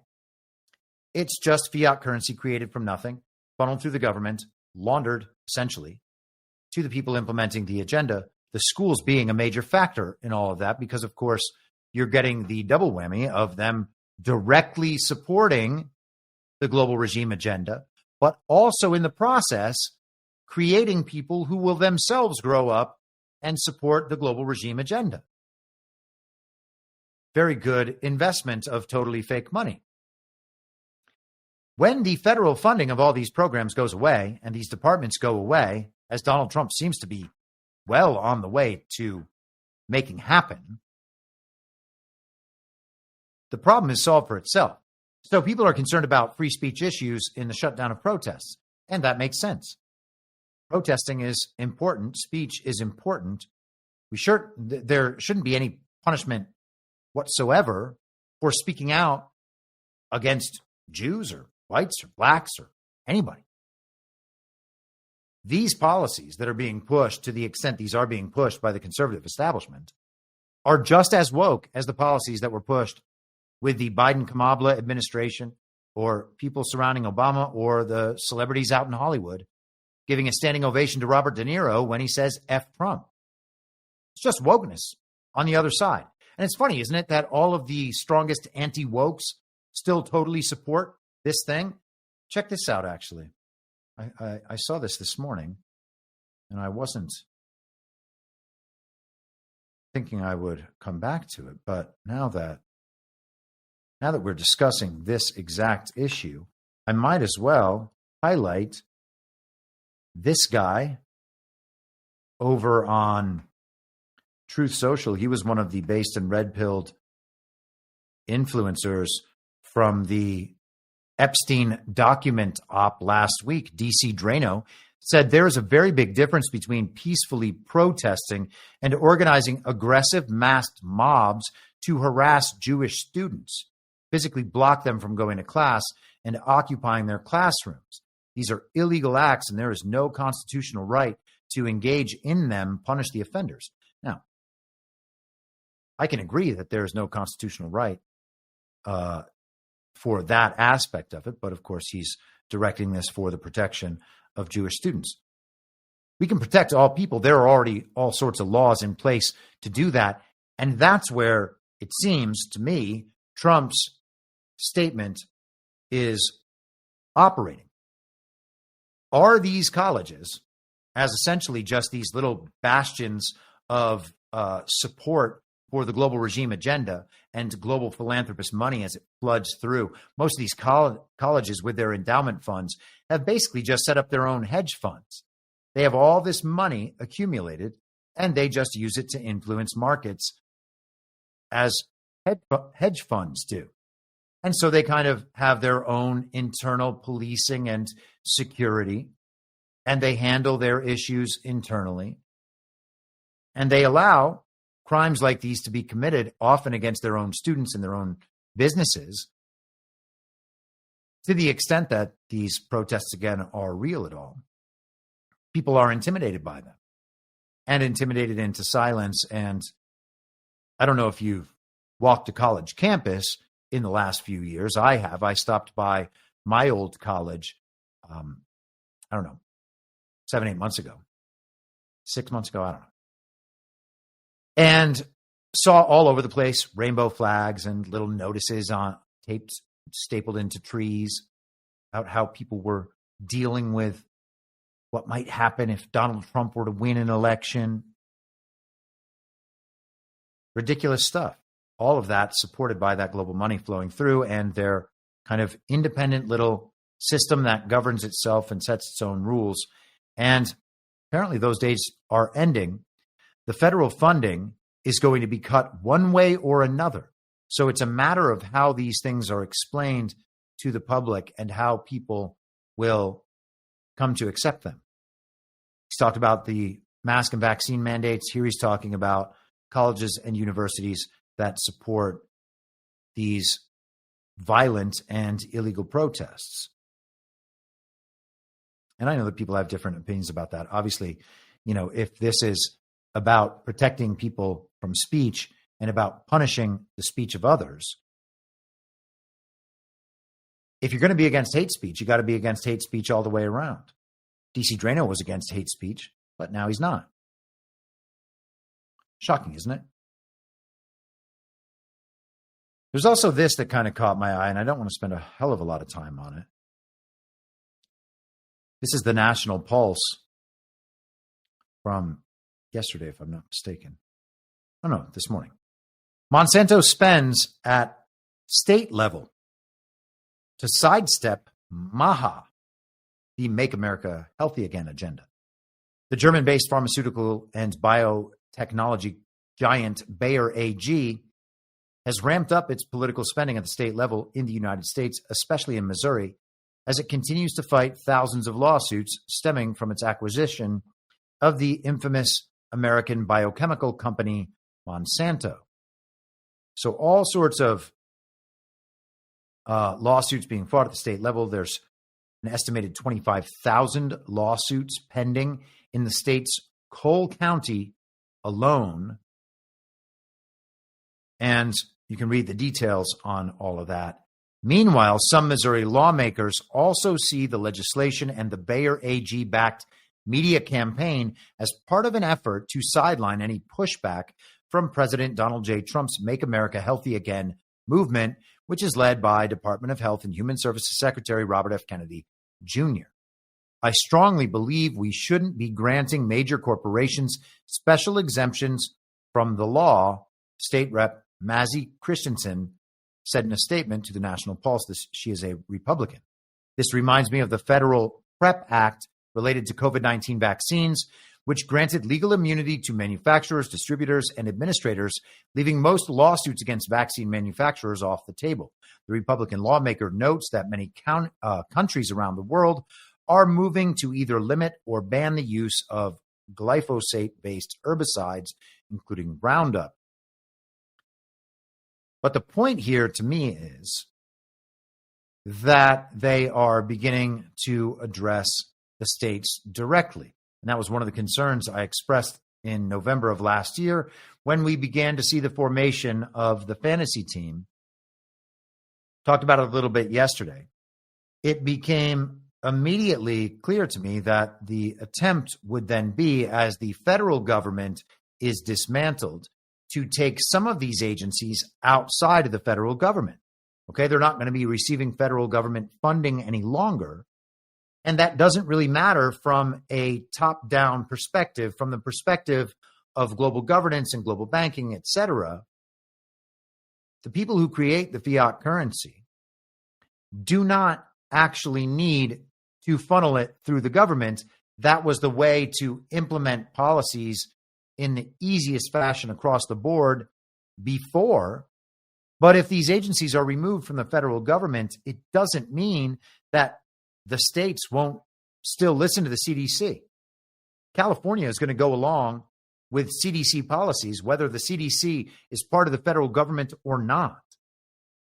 You could create a CDC or an FDA or whatever outside of the federal government, funnel all the money through there from the pharmaceutical companies to get their drugs approved, and then a state that is still totally on board with the global regime agenda will say, these are the CDC recommendations, and we are going to follow them. Trust the experts, trust the science. They don't need the imprimatur of the federal government. They don't need the quasi-legal force of the federal government to implement any of this stuff. They can do it at the state level if they want. And I would suggest that the corporations and organizations like these, global government, transnational corporations, are going to continue pushing their agenda forward through these quasi-governmental organizations now outside the federal government, operating as, independent think tanks or whatever. They'll still be making the same amount of money. They'll still have the same influence in a kind of public perception sort of way. And they'll still be able to influence policy. And what else do you need them for? Do you need them to be part of the federal government? Do you trust the CDC more if it's under the federal government or not? And I don't mean, obviously, any of you. I would suspect that all of you have stopped trusting the CDC and all of these organizations probably a long time ago. But the people who put 2 masks on to get in the car don't care whether the CDC is part of the federal government or not. In fact, it'll probably be pitched to them that the CDC is even more reliable without the influence of government. It has now been privatized, so now it has some sort of profit motive, or it's going to be more accountable to the people who fund it. They're going to stop funding it if they get things wrong. No, they're not. They fund it specifically to get things wrong. They do that whether it's under the government or not. And so it's ultimately going to be a matter of whether or not the people themselves are going to trust the experts and trust the science, and then allow their local governments and their state governments to implement the policies handed down from on high by the global regime through these organizations. And this might come off as counterintuitive after hearing about how these are efforts to sidestep MAGA, or MAHA, or MAHA, or whatever, etc. But this is better. The people are going to have to learn that the action has to come at the local level and the state level. That's where the even the public communications have to be directed in that way, toward local, toward state, rather than the federal government soap opera that plays out nonstop. Why are we paying attention to what someone like J.D. Vance is doing every day? He's not president, and this isn't an anti-J.D. Vance thing. Why are we paying attention to what the congressmen are doing? The way the government is actually set up, if the people would force it to run that way, is that our local governments are what are controlling the community around us. If you don't want your school to be putting these kinds of mandates in place, the people in the area need to be convinced, or they need to pull their kids out of school and deal with the consequences. And they would say, well, the consequences are the state's going to try to take our kids away, which is a very severe consequence. And should also tell everybody, well, the state has way too much power. What are you going to do about that? How are you going to perceive these things? Are you just going to continue to grovel and allow the state to have that sort of power, or not? And now I understand that this particular issue that we're discussing doesn't affect me personally in terms of taking kids out of school. I know that that's a very, very difficult subject for families who have both parents working or only have one parent in the home. Okay, so I get that stuff. But it's a matter of how much of this we're going to take. And if we keep waiting for our solutions to come down from a totally illegitimate government that by rights shouldn't have any control over these policies to begin with, then we're going to be waiting an awful long time. And we're going to be groveling and dealing with all of the problems caused by that while we wait. And the problems aren't going to get better, because what we're going to have are solutions like the one we just talked about a few minutes ago with the Department of Homeland Security and these Republican secretaries of state suggesting that somehow their solutions are up there on that level. All right. Okay, so with that, I think I'm going to switch to this Rumble Premium thing and see how that goes. Actually, you know what? Let's do just some notes on some of this constitutional stuff, and then we'll go to Rumble Premium to deal with the geopolitical stuff and the Ukraine of it all, because there's obviously some more interesting stuff, and we'll do that through the last 45 minutes or an hour. So we were talking yesterday about the significance of that March 4th date, the date of the original inauguration, and what was supposed to be the date that our country's government would begin under the Constitution, March 4th of 1789. And also, by the way, if you are watching or listening on Rumble, it would be wonderful if you could go ahead and hit that thumbs up. That will probably help the show potentially appear on the leaderboards. It's probably unlikely that this show is going to do that right now, as we've just kind of started the live stream a couple of months ago, and it's still in its early stages of growth. But it always does help in terms of the rankings on Rumble. And hey, do it on YouTube if you're on there as well. So let's get into some of the March 4th stuff. This is from Senate.gov. The significance of March 4th. At New York City's Federal Hall on March 4th, 1789, the Senate convened for the first time. From 1789 until 1933, when the Constitution's 20th Amendment changed the convening time to 12 noon on January 3rd. The date of March 4th would rank among the most important on the congressional calendar. As the Constitution's framers had no way of knowing when the new Constitution would be approved, they directed the Congress under the expiring Articles of Confederation to set the convening date. Very interesting. In September 1788, once the necessary 9 states had ratified, the Confederation Congress chose March 4th. Now, the Articles of Confederation themselves, as I mentioned yesterday, were supposed to have approval from all 13 states to ratify any changes whatsoever.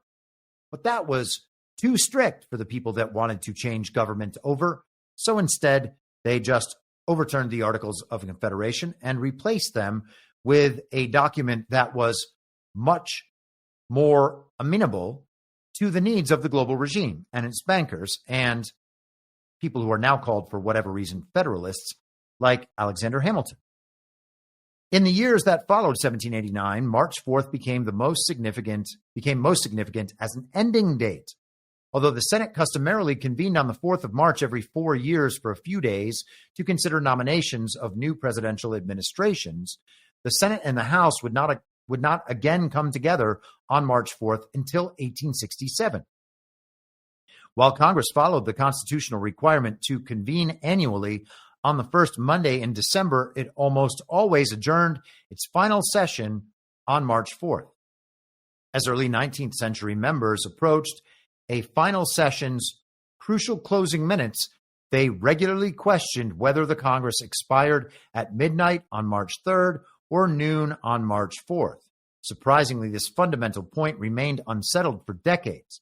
Finally, at midnight on March 3rd, 1851, Mississippi Senator Jefferson Davis declared that his term had expired and refused to vote when further roll calls were ordered. This sparked a discussion of the difference between a natural day beginning at midnight and a political day starting at noon.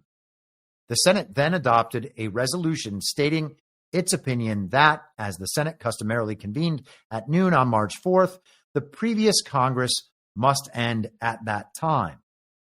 Whether at midnight or noon, the Senate often gained extra time for last-minute appropriations bills by sending a doorkeeper, pull in hand, to gently move the chamber clock's minute hand, from natural time to political time. Very, very interesting, and particularly interesting about how the Congress would expire at midnight on March 3rd. We're talking often about whether or not the constitutional republic is being restored. And last night at midnight on March 3rd, the first seconds of March 4th, the tariffs went into effect. Many of us believe that Donald Trump is returning the country, the nation, however you want to describe it, the Federation, the Confederation, to its prior form. And there are those who think that that just happened last night at midnight. I think it's an interesting argument. I guess we'll see as the future emerges. It's just one of those plausible possibilities that we keep in our minds. Is there enough to say, yes, this is definitely happening?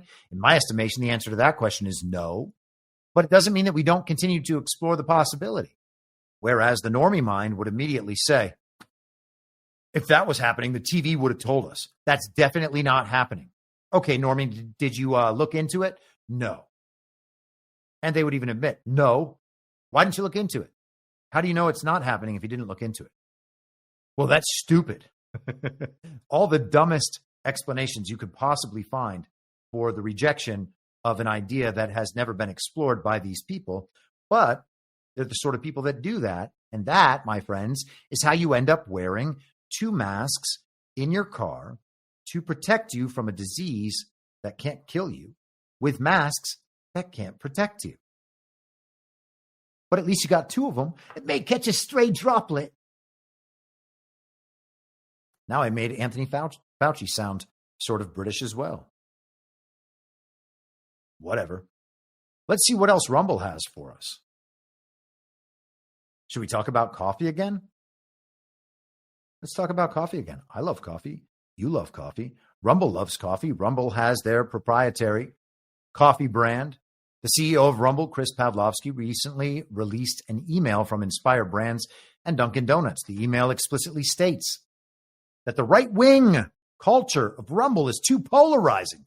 Oh, no. In other words, Dunkin' Donuts has a problem with right-wing culture and wants nothing to do with it or Rumble. And truth be told, people don't really know what right-wing culture even is. We're just supposed to pretend that Ben Shapiro is right-wing.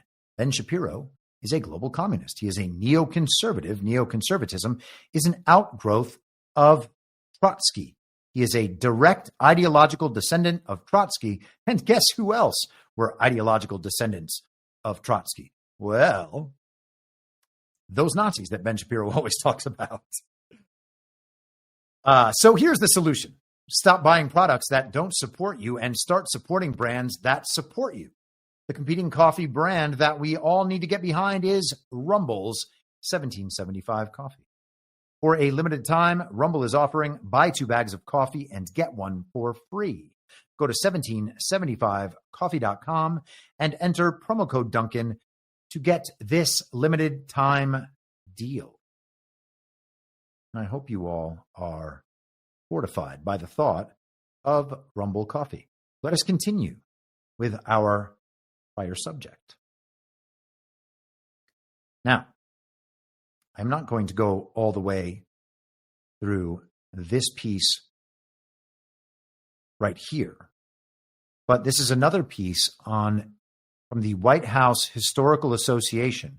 And again, this is the David Rubenstein linked organization, but an article called Not a Ragged Mob, the Inauguration of 1829. And so this is the inauguration of one Andrew Jackson, the man who fought the central banks, the man who Donald Trump seems to admire a great deal. Let us go to the Wikipedia entry on the inauguration of Andrew Jackson. The first inauguration of Andrew Jackson as the 7th president of the United States was held on Wednesday, March 4th, 1829, at the United States Capitol in Washington, D.C. So a significant date, 40 years past the original significant March 4th date. The inauguration marked the commencement of the first 4-year term of Andrew Jackson as president and the second term of John C. Calhoun as vice president. Chief Justice John Marshall administered the presidential oath of office. Calhoun resigned 3 years, 299 days into this term, and the office remained vacant for the balance of it. Before ratification of the 25th Amendment in 1967, no constitutional provision existed for filling an intra-term vacancy in the vice presidency. Outgoing President John Quincy Adams, whom Jackson defeated in the 1828 election, did not attend the inauguration due to tensions between them. So another Trump-linked idea. Making this the second time an outgoing president skipped the inauguration of his successor, after his father, John Adams, skipped the 1801 inauguration of Thomas Jefferson. And John Adams, of course, by the end, was a regime-supporting globalist. He had moved to a mansion on Meridian Hill in February 1829 and officially left the White House on the evening of March 3rd, the day before the inauguration. So the Adams family were not, not that Adams family, were not fans, apparently, of showing up for the inaugurations of presidents they did not believe were suitably regime-oriented. It's almost like that family were just tools of the global bankers. Crazy, huh? Can't imagine it.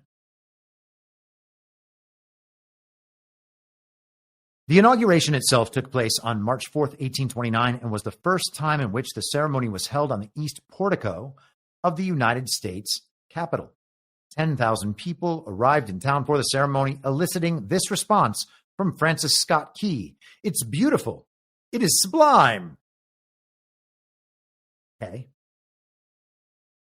By 10 a.m., the area in front of the Capitol was filled with people, and the stairs on the east portico were blocked by a ship's cable to prevent the crowd from advancing. An excited crowd of roughly 21,000 came to see the swearing in, even if most would not be able to hear the inaugural address.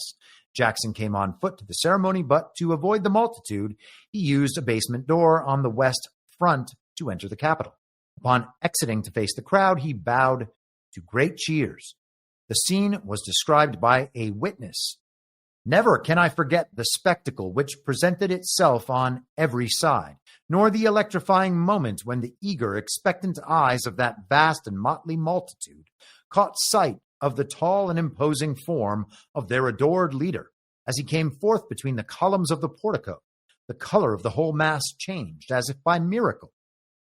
All hats were off at once, and the dark tint which usually pervades a mixed map of men was turned, as by a magic wand, into the bright hue of 10,000 upturned and expectant human faces, radiant with sudden joy. The peal of shouting that arose rent the air and seemed to shake the very ground. But when the Chief Justice took his place and commenced the brief ceremony of administering the oath of office, it quickly sank into comparative silence. And as the new president proceeded to read his inaugural address, the stillness gradually increased. But all efforts to hear him beyond a brief space immediately around were utterly vain." That was some wonderful language and reading. Now, the rest of the story goes that a great mob filled the White House for the inaugural. The White House was opened to all for a post-inaugural reception and was filled by the public even before Jackson arrived on horseback. Soon afterward, Jackson left by a window or a side entrance and proceeded to Gadsby's, later called the National Hotel. And all of this is just the mythology of the date. There's some disagreement about whether some of these events actually happened. The crowd continued to descend into a drunken mob, only dispersed when the bowls of liquor and punch were placed on the front lawn of the White House. You just take the alcohol outside and everybody leaves the party. True. "I never saw such a mixture," said Joseph Story, then a justice of the Supreme Court. The reign of King Mob seemed triumphant. The White House was left a mess, including several $1,000s worth of broken china. That night, an inaugural ball for administration officials and Washington's high society was held in Carusi's assembly rooms, and then they note at the end another ball was held in the Central Masonic Hall. Let's have a celebration in this town that is built to resemble an owl at the Grand Masonic Hall. Let me see if I can find a quick image of that. I don't generally expect that my audience will be full of normies who have never seen these things. And I generally do expect that my audience will be filled with people who have probably researched these things even better than I have. But hey, you never know, so we might as well share. Look at that. How about that layout of the D.C. Capitol? I wonder if they meant to do that. What's that weird obelisk thing? Oh, we can't insult the obelisk. We can't point out the obelisk that also exists in the city of London and the Vatican and was put there by the penis worship cult of Kabbalists that have controlled the world for hundreds, if not thousands of years. Can't point that out. That is a conspiracy theory until they admit it. That's what's required for evidence. Until you have the side responsible for the supposed conspiracy admit, yeah, you got us. We are definitely penis worshipers. Our whole thing is about worshiping the penis. And, we can go down dark roads with that. Until they admit that's what they're doing, we're not allowed to believe it. Where do all these ideas come from? The Talmud. They come from the Talmud. Constitutional amendments. Amendment 20, date changes for the presidency, Congress, and succession. If I could only speak. This article from the ReaganLibrary.gov. Just wanted to jump down here to the end. The prevailing setback for having a 4-month delay between the November elections and the March inauguration period was the inability to take action in times of crisis. Both Abraham Lincoln's election in 1860 and that of Franklin D. Roosevelt in 1932 were faced with two major national crises, the beginning of the American Civil War and the Great Depression. Were both of those events caused by the global regime and its bankers? Yes. Was that Civil War that Abraham Lincoln was dealing with, was that about overthrowing the original Constitution and replacing it with an inverted form of that Constitution, replacing our constitutional republic with our democracy, replacing the focus on individual liberty with equality among people, and replacing the focus on the good of the individual with the good of the state or the nation? Yes.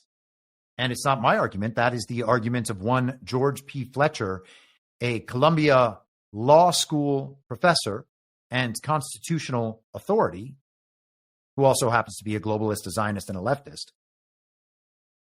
His book, Our Secret Constitution, argues that the Reconstruction Amendments were the purpose of fighting the Civil War, and that the purpose of the Reconstruction Amendments were to overthrow the Constitution and install a second Constitution that he calls Our Secret Constitution. And he believes Abraham Lincoln is a hero for overthrowing our original Constitution.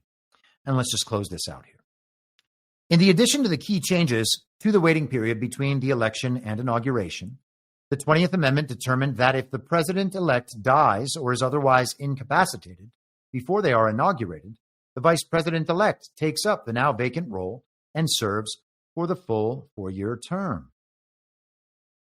If there is no president-elect before Inauguration Day, the 20th Amendment allows the vice president-elect to act in that role until a new one can be appointed by Congress. The congressional authority to select a president and vice president is divided respectively between the House of Representatives and the Senate.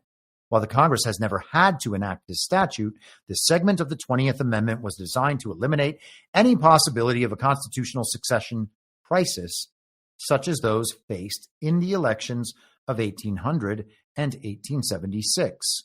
The 20th Amendment's provisions were each set to take place at different times after it was ratified, making the 74th Congress the first one to use the new calendar dates for inauguration on January 3rd, 1935.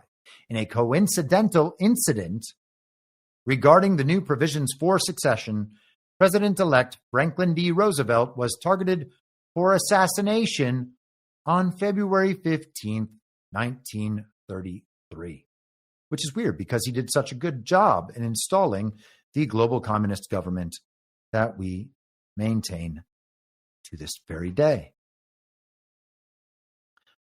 Let's do one more ad, and then we're going to get into the geopolitics of it all. And this ad I guess is going to be later. It just told me I can't do it.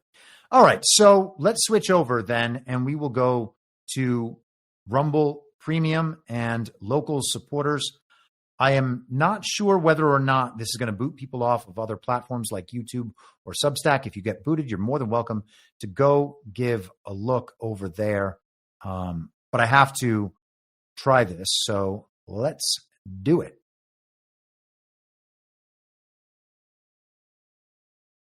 And I guess now we're just still continuing in a different land. And who knows how this will affect things. You guys can give me your feedback, as always, on the changes that we make to how things operate around here. It is ultimately an important aspect of all this that my audience actually enjoys the show, and that these various changes that I make due to attempting at least to pay the bills are not disruptive to people's enjoyment.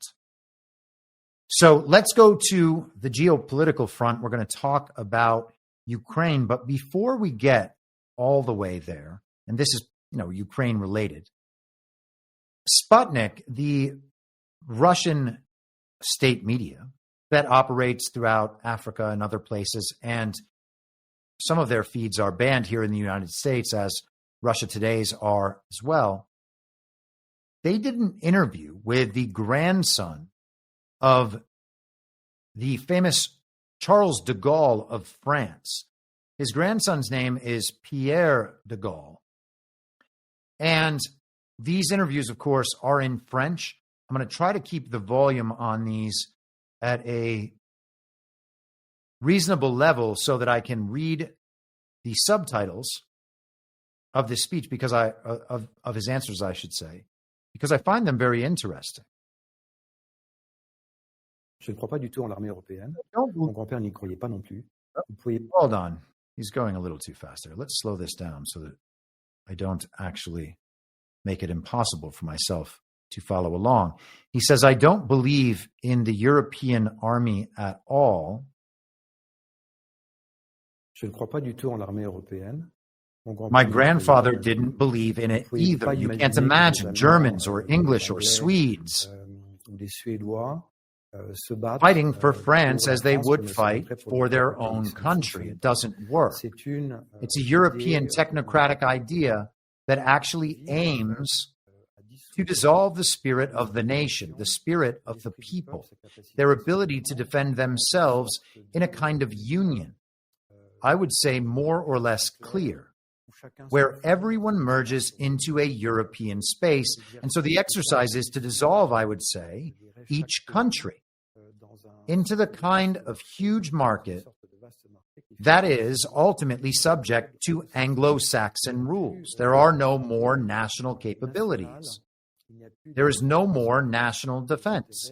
And the interests of each country are not respected. Sending European troops to Ukraine is a considerable stupidity, because these are European troops, NATO troops, which, if they were fighting under their own flag with their own uniform, would actually be considered an aggression or a possibility of direct aggression by these European countries against Russia. President Putin said that he has no intention of invading Europe or even Ukraine, that it would be an aberration. Besides, it is absolutely not in the interest of the Russians or all of these countries to be integrated into the command of NATO, which means they are under American command. So the idea of creating a European army that would be independent, that would play an independent role in Ukraine, is a hoax. This is false. This is another use and manipulation of the Europeans and the member countries, whoever they are. It is a manipulation of the French to make people believe that the European army, which is a utopia, is autonomous with autonomous countries to defend their own interests. It is wrong. It is a lie. Now, that's very bold. It's particularly so in light of the comments we heard yesterday from Viktor Orban, talking about how his goals were to protect Hungary first, and that all the other European leaders should be there with their interests to protect their countries first. We talked yesterday at the end of the show about what sort of argument could be made to normie MAGA, to the uniparty right in general, and maybe to people who have traditionally supported the uniparty left. What argument could you make to them that would convince them that Russia was good or that Putin was good? And we don't need to go so far as to convince them that Russia or Putin are good. They may well be, they may not be. But regardless, the only argument is the same argument we make here. Americans should be for America first. American policy should be designed to protect the American people and look after American interests. And Russians, of course, would have the same designs on how their country should be run. To the extent that Vladimir Putin has done a better job of that than any American leader outside of Donald Trump has in decades or centuries, then Russia would actually be ahead of us on the project of resisting that global regime and helping to defeat that global regime, collapsing their apparatus of control worldwide. So we hear the same from Pierre de Gaulle, grandson of Charles de Gaulle. He's talking about how there should be no European army. The entire notion is fanciful. It's ridiculous. It is anti-European. It is anti the interests of these nations. It is some ridiculous utopia, as he describes. Not that they would actually be able to field an army in the first place or fund the creation of an army in the first place, though they're talking about that today. German leaders are talking about that. The leaders in the UK are talking about that. I think it was Ursula von der Leyen. I don't want to misstate this, so please check me if I'm wrong, but I believe she was saying that their motivation should be toward armament at this point.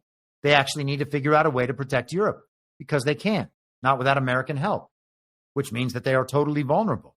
If indeed Russia wanted to conquer Europe, and of course Russia does not want to conquer Europe. There's no reason to believe that Russia does want to conquer Europe. Let's continue. There is another clip from de Gaulle in that interview where he's speaking directly about Ukraine.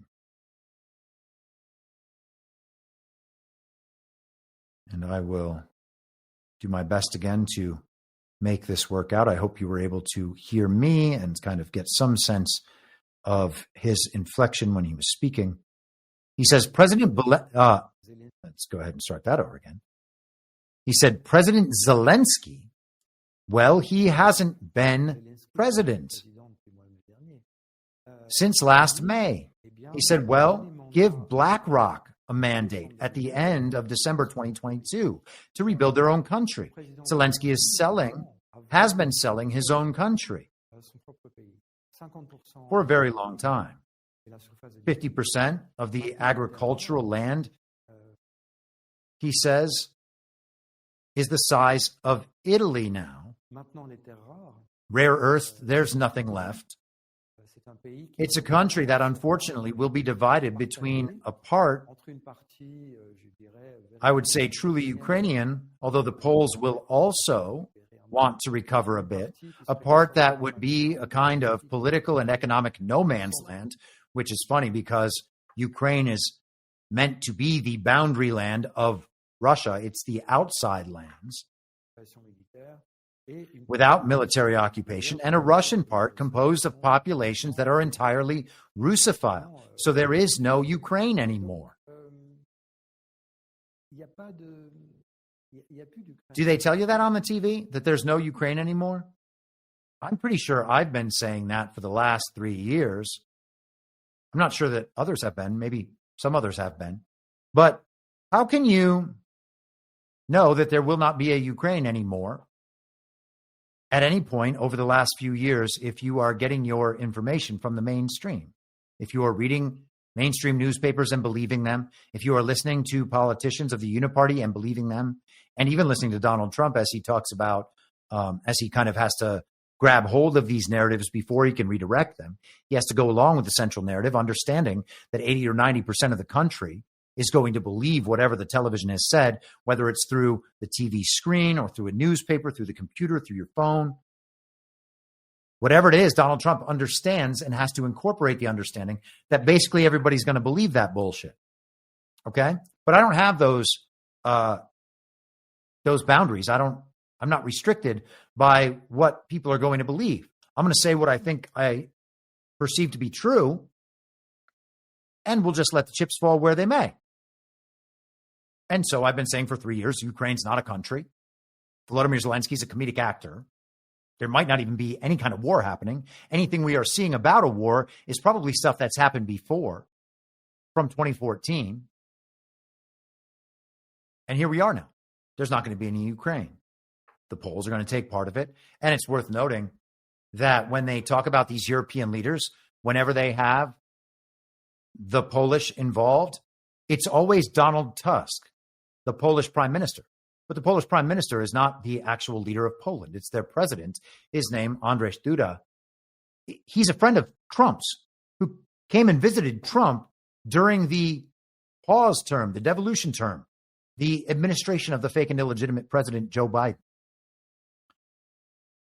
They're just showing the shadow government leader of Poland and pretending that he's the real leader of Poland and can make important decisions about what Poland is going to do. But he can't. He's basically just the Polish Nancy Pelosi. And speaking of that, you might remember Nancy Pelosi visiting places like Taiwan, acting as though she was somehow the head of state.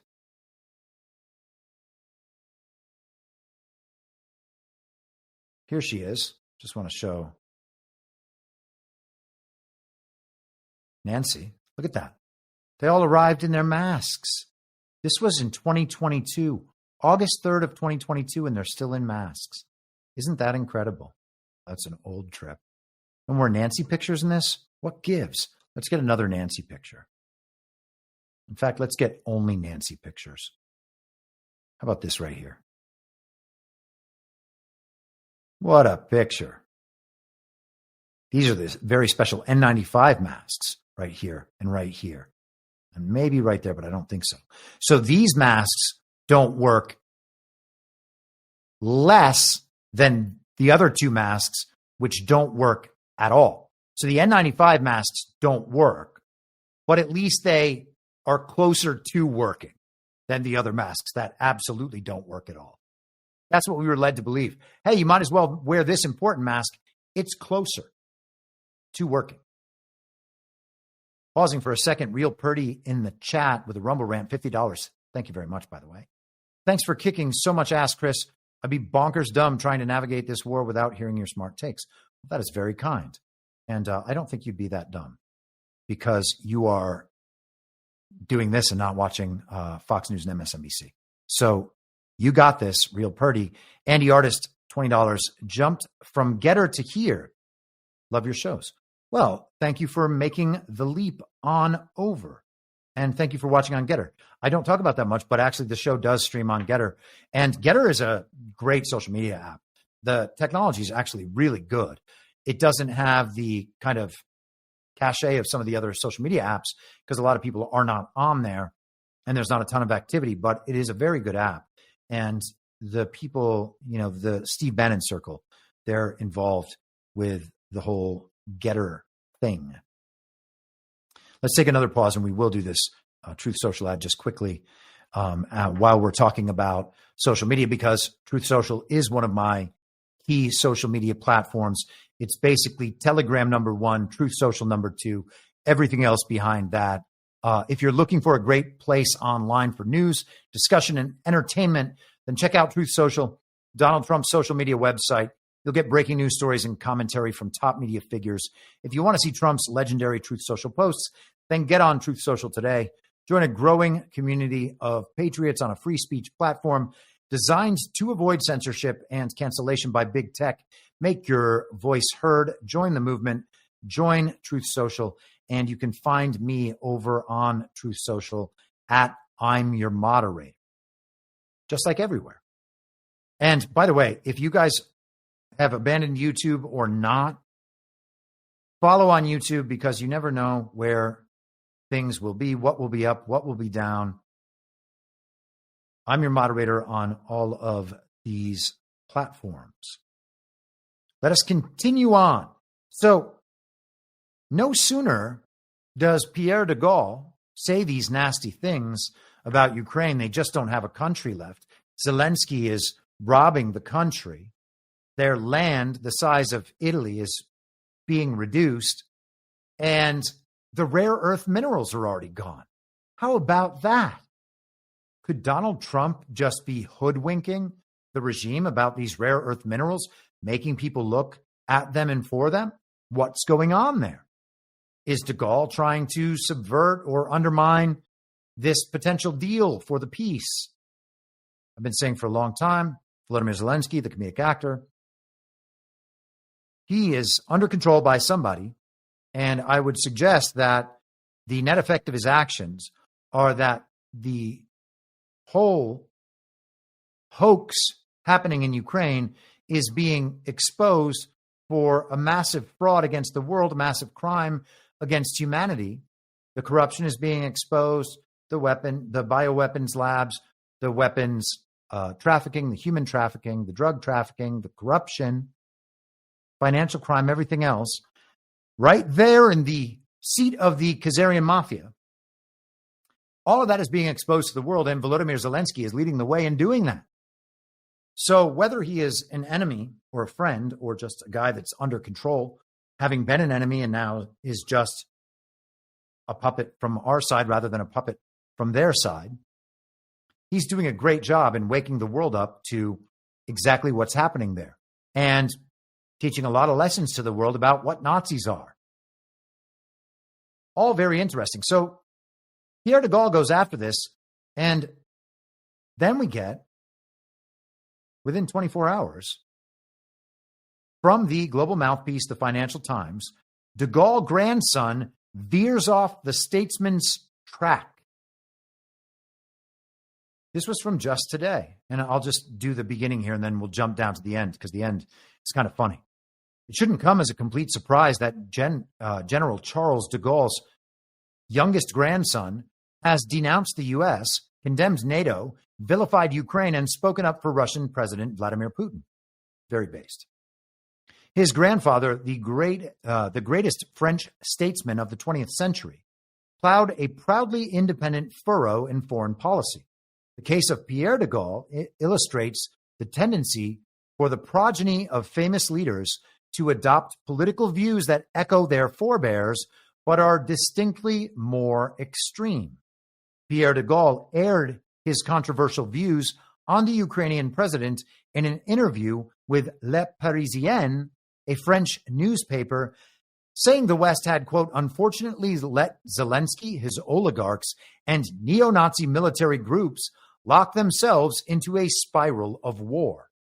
Other de Gaulle family members rejected his analysis of Russia's invasion, insisting the late Second World War hero and president certainly would not have shared it. Ructions are not new to the de Gaulle family. In 1999, another grandson, Charles, was elected to the European Parliament for the far-right National Front. So, of course, they tell us, as they always do, that the family members of this person would have hated what they were doing. And Robert F. Kennedy Jr. was subject to the same sort of attacks over the last couple of years, people declaring that he would have been a disgrace in the eyes of his own father. The media gets to determine that. The global regime gets to determine that. Anybody who disagrees, even within the Kennedy family, gets to determine that, because Robert F. Kennedy was not there to speak for himself, so they can all speak on his behalf against his son. Isn't that deranged and totally immoral? I would think so. But hey, skipping down to the end. And they are going through now that the progeny of these former greats or former villains can turn out the opposite. And that's what's happening here. You could never be so bold as to insult Charles de Gaulle, but you can go after his grandsons, assuming that you're doing so in his name. That is totally above board. Now we have Russian politician Vyacheslav Nikonov determined to outdo the fanaticism of his grandfather, Vyacheslav Molotov, Joseph Stalin's henchman. Molotov had blood on his hands during Stalin's reign of terror, and he signed the 1939 pact with the Nazis that carved up Eastern Europe on the outbreak of the Second World War. After Russia's invasion of Ukraine, Nikanov denounced the West in terms at least as fierce as his grandfather's. The bloc of imperialist states will not be complete until it coincides with the Hitler coalition. We're talking about the Fourth Reich. Kind of amazing, isn't it? The UK offers a disreputable rather than fanatical example of rogue offspring, Mark Thatcher, son of former Premier Margaret Thatcher. I'm falling into, after 2 hours, I guess I cannot read anymore. Received a suspended prison sentence in South Africa in 2005 after unwittingly helping finance a coup attempt in Equatorial Guinea. The common thread is for scions of illustrious or notorious leaders to struggle to find their own path. Weighed down by the burden of family greatness, these restless spirits can strike out in reckless directions. It does not have to be this way. To take just two of many contrasting examples, Stalin's daughter Svetlana and Ferdinand von Schirach, grandson of the head of the Hitler Youth Movement, were honorable people. See that? You can lead the Hitler Youth, and just 2 generations later, the same global regime can still like you, according to Tony Barber at the Financial Times. For the wayward ones, he says, their actions and views rest on their own consciences. Let us move forward. Now, we noted last week in our discussion of the comedic actors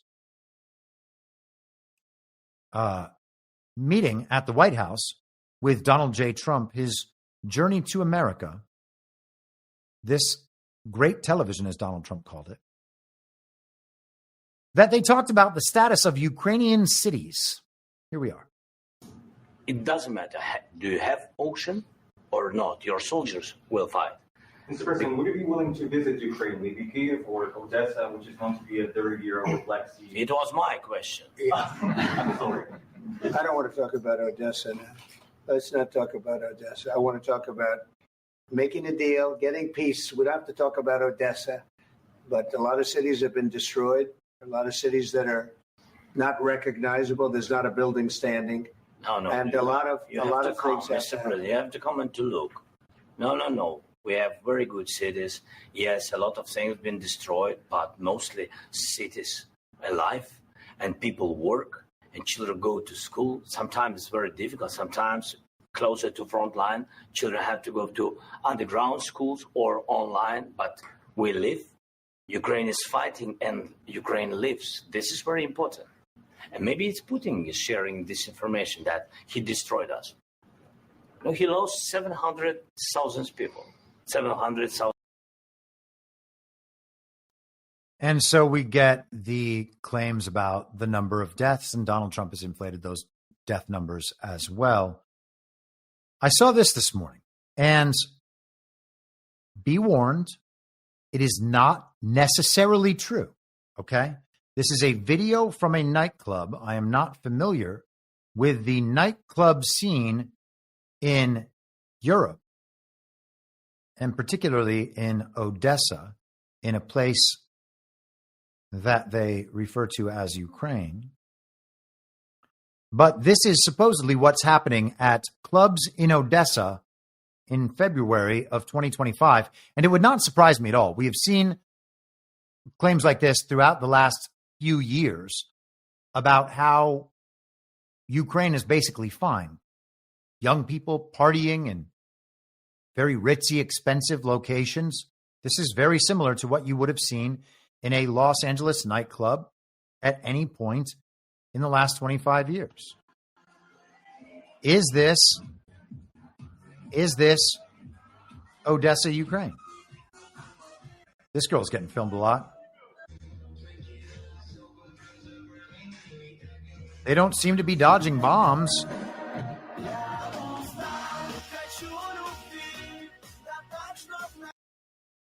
Now, I don't know if that is authentic video from a real club that exists in Ukraine or not. But again, we've seen videos like that many times over the years. I would suspect, like if I was to have to bet on this, I would suspect that they probably just got this clip from the social media account of a person who goes to these parties or throws these parties. That would not surprise me in the least.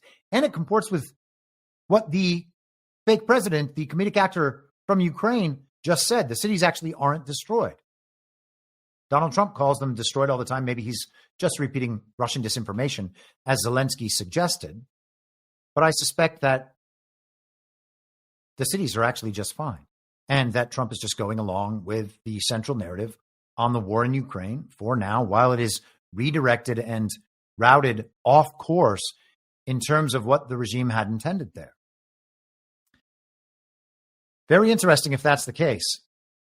Should we really be sending them money? Should we be sending them troops? Does Europe need to pretend to create an army to defend the Ukraine if what we actually have there are young people partying their asses off?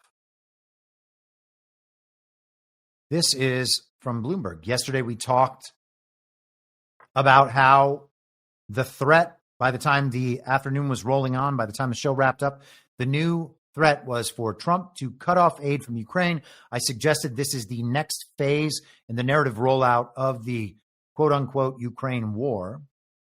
This is Bloomberg, as I said.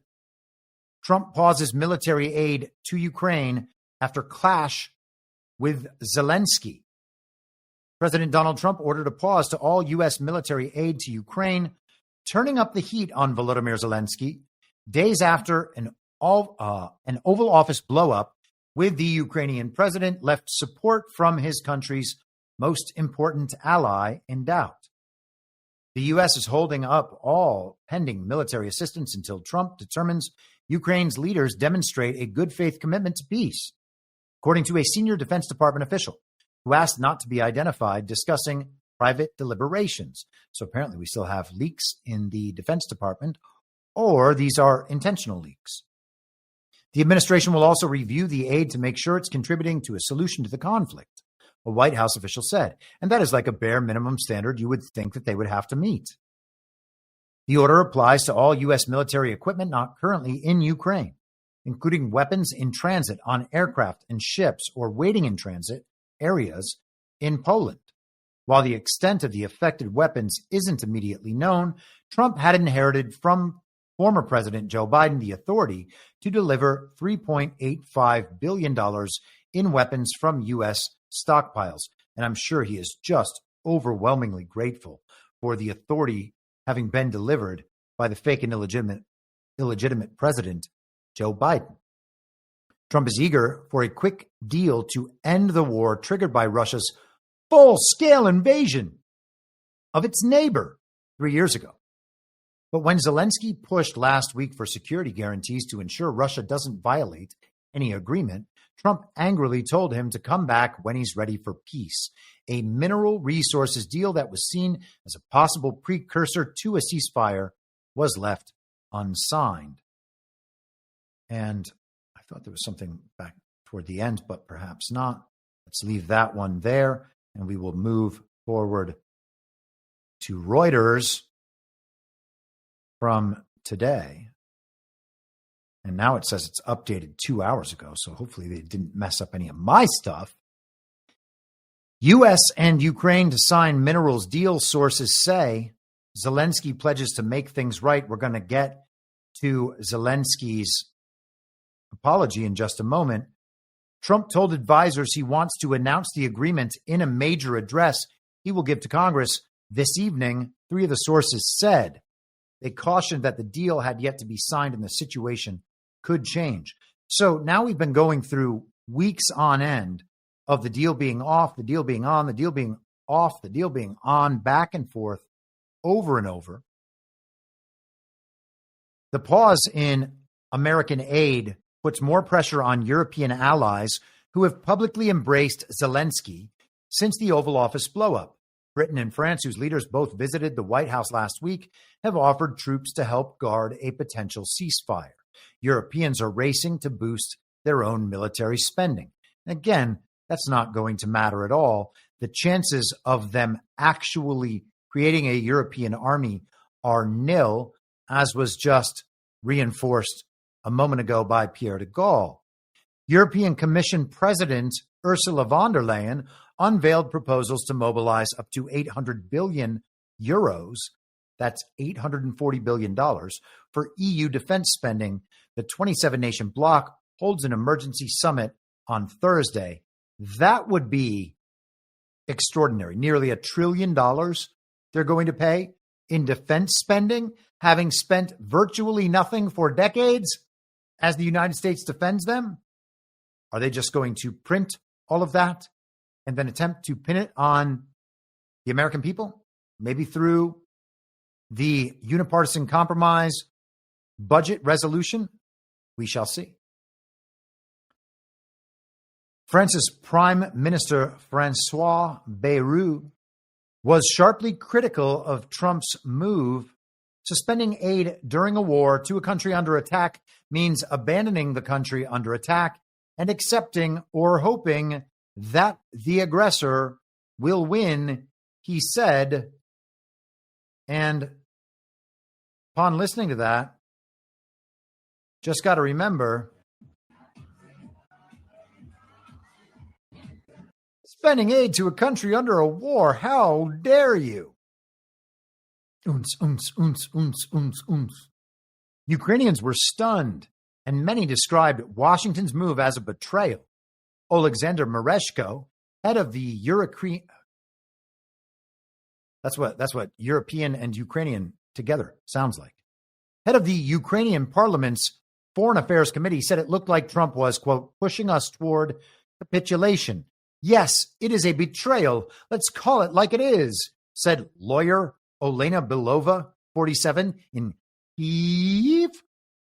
But let's hope that American civil society and the elites of the European Union will not leave us alone. So they just called up some random lawyer and were like, hey, will you please say that Donald Trump has betrayed you?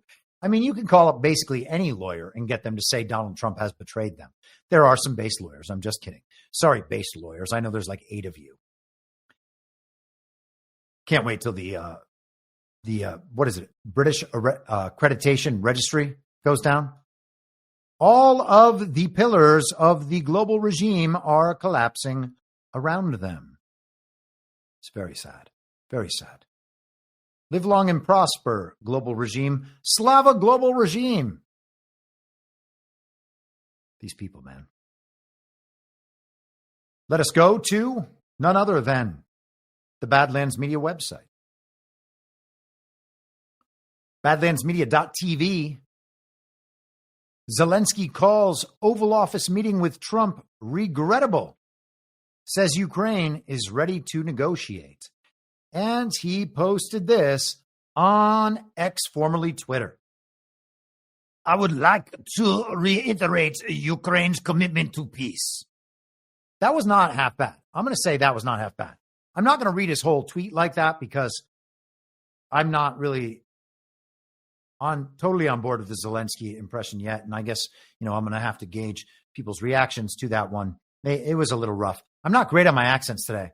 I didn't even do the Ben Shapiro. I could do a Ben Shapiro bit because he declared today that the new op is to have Donald Trump pardon Derek Chauvin, the police officer that we were told was imprisoned after a real trial following the George Floyd psyop that people still to this day believe was started by a video showing a police officer named Derek Chauvin choking out a black man named George Floyd, and all of it was real. Ben Shapiro wants him pardoned by Donald Trump. None of us wants an endless war. I don't know what impression that is anymore.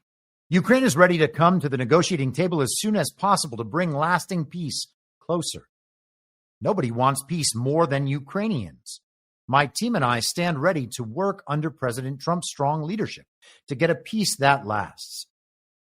Okay, well, if he is still the avatar, the proxy, the Manchurian candidate of the global regime, and he's speaking on behalf of the global regime in these statements, and the global regime, of course, are, quote unquote, Ukrainians. I mean, at the very top level, if it is the Khazarian Mafia, and the Khazarian Mafia seat is clearly in Ukraine, and you might remember the Rothschild house being lit up blue and yellow at the beginning, and of course, they are who established the other proxy state of Israel, and they're doing the whole greater Israel thing, and they're trying to preserve the quote-unquote homeland.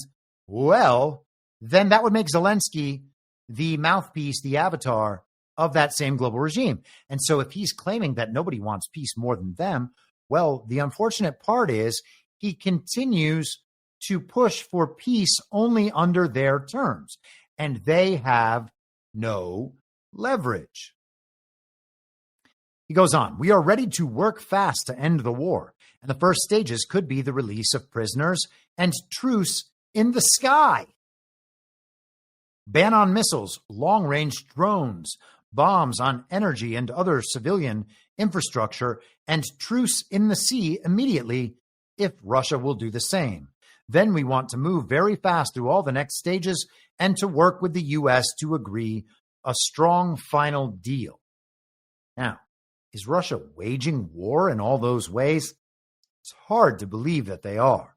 Every time we see an example of Russia doing that, it turns out to be complete and total bullshit, like the attack on Chernobyl, or like all the claims of attacks on Zaporozhye, or the claims of cluster bomb attacks on schools and maternity hospitals.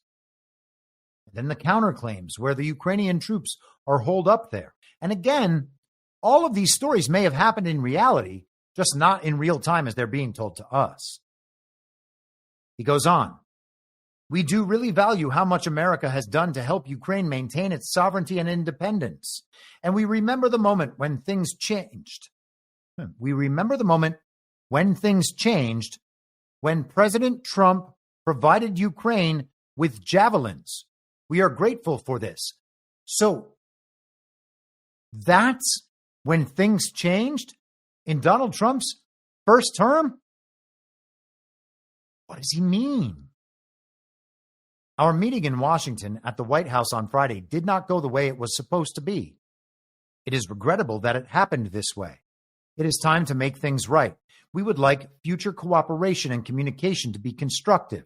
Regarding the agreement on minerals and security, Ukraine is ready to sign it at any time and in any convenient format.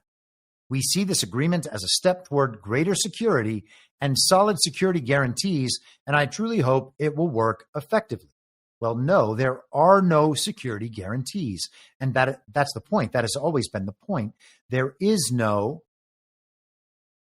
security guarantee whatsoever. The fact that the U.S. will be doing business there means that there will be American assets there that would be ostensibly protected by Americans. And if those were to be struck by foreign powers, those could be considered acts of war, potentially. So there's that. But besides that, there's nothing. And there's no leverage for them to get anything. That is what all this has been about the last couple of weeks. Andy Artist in the chat is now a monthly supporter. Thank you very much. Let us continue. So Zelensky, that is his apology that things did not go the way they intended. Not exactly the world's greatest apology, but what are you going to get out of a regime avatar, a comedic actor who is pretending to be president of a fake nation? What can you expect? All we have are story elements. That's all I can give you. And we can try to make sense about what they want us to believe and then understand that we are dealing with people who cannot stop lying about anything ever, and that we're in the middle of an information war, and that nothing but psychological warfare is what we can expect. White House seeks plan for possible Russia sanctions relief, sources say. This is Reuters from yesterday. That's Trump and Putin in the first term. The United States is drawing up a plan to potentially give Russia sanctions relief as President Donald Trump seeks to restore ties with Moscow and stop the war in Ukraine. This is a person familiar always. The White House has asked the State and Treasury Departments to draft a list of sanctions that could be eased for U.S. officials to discuss with Russian representatives in the coming days as part of the administration's broad talks with Moscow on improving diplomatic and economic relations, the sources said. The sanctions offices are now drawing up a proposal for lifting sanctions on select entities and individuals, including some Russian oligarchs, according to the sources. Now, that is very interesting. What would happen if these sanctions were lifted? I don't know if that freezes any of the repo-held assets or not. Those assets that we talked about being frozen from Russian state-owned companies, Russian oligarchs, etc. It's called the Repo Act in Congress. That is what they were trying to pass during the illegitimate Biden administration, to be able to take all of those Russian assets and redeploy them, which is essentially theft by the global banking regime on a massive scale, capable of destroying the dollar as the global reserve currency. So-called options papers are often drafted by officials working on sanctions, but the White House's specific request for one in recent days underscores Trump and his advisors' willingness to ease Russian sanctions as part of a potential deal with Moscow. It was not immediately clear what Washington could specifically seek in return for any sanctions relief. Russia is one of the biggest oil producers, and if U.S. sanctions on its energy system were eased, it could prevent fuel prices from rising if Trump cracks down on oil exports from OPEC member Iran. Skipping down. U.S. sanctions on Russia since the 2022 invasion of Ukraine have included measures aimed at limiting revenues from the country's huge oil and gas industry and weakening its ability to fund the war. Western governments, led by Washington, imposed a $60 per barrel price cap on Russia's oil exports. Biden also hit Moscow with designations on Russian energy companies and vessels that shipped its oil, including Washington's toughest yet measures on January 10th, shortly before leaving office. Trump in January threatened to ramp up sanctions on Russia if Putin was unwilling to negotiate an end to the war in Ukraine, but more recently, Trump administration officials have openly acknowledged the possibility of easing sanctions on Moscow. And of course, those sanctions should be eased, should be lifted. Not that Russia cares, though it might affect American businesses' ability to do business with Russia or whatever. PXO says, when will the podcast be available for replay today? Thanks if anyone knows. Yes, only the subscriber stream has been unavailable for days at a time. The replay of these will be available today. And go to the Substack. I'm your moderator.substack.com. Subscribe over there, and you will get all of this every day. And it should also flow to podcast apps as well. The YouTube, I will re-upload to YouTube. It'll be there as well. And that should give everybody the opportunity to watch this. And I'll be doing that in general so that, premium subscribers on Rumble and on Substack will be able to watch the subscriber streams. And if you're not a premium subscriber, and I understand that not everybody can be paying to do things like that, and I totally get it, those will be made available to everyone in the hours after, and for the subscriber stream, the days after, so that all of it will eventually be available. And of course, lately I've been cutting up these clips, which reminds me, if you think that there is something that I did or said on the show that is worth clipping, by all means, feel free to hit me up on social media, whether it's Telegram, Truth Social, whatever. Give me a timestamp. Or if you use your screen record feature or rip from YouTube, there are apps for that online. It's not that hard, I promise. those clips can be reposted and used. I'm open to all of that kind of feedback. I love if you see something that you say, I know my friend is not going to watch a 3-hour-long live stream, but I can get my friend to watch a 3-minute long clip, and you know where that 3-minute long clip is in the live stream, just let me know. Okay? Let me know and I'll clip it out. No problem at all. I'm happy. That actually saves me time, because otherwise I have to think about my episode afterward, think about where there were points that I want to spread more broadly and ways that I might like to put together a clip. And then that's more stuff for me. So if you're able to help with that, thank you. Wonderful. A couple more things, and then we will get out of here for the day. The Telegraph UK, British nuclear weapons can protect Canada against Trump, says Trudeau party candidate. So this is Chrystia Freeland, whose grandfather was a Nazi propagandist and who is one of the favorites of the World Economic Forum and also a frequent guest of the Bill Maher Show over many years. Canada should seek closer ties with Britain because its nuclear weapons can help protect the country against Donald Trump, a Liberal Party leader running to replace Justin Trudeau has said. In order to guarantee our security, Ms. Freeland said she would build closer security partnerships with European NATO allies and, quote, I would be sure that France and Britain were there who possessed nuclear weapons. I would be working urgently with those partners to build a closer security relationship in a time when the United States can be a threat. A threat? Very interesting. So, British nuclear weapons are going to protect the great state of Canada. Canada as part of the British Commonwealth that we can see in many ways optical and can evidence with plenty of information about the collapse of the Commonwealth, how Commonwealth nations are coming under the protection of Russia or China, how the colonial powers are being kicked out of these nations. And then with the articles like the one we went through yesterday about how the British military essentially doesn't exist, hasn't fought in decades, don't even really have access to their nuclear arsenal, at least not in a way that would be functional.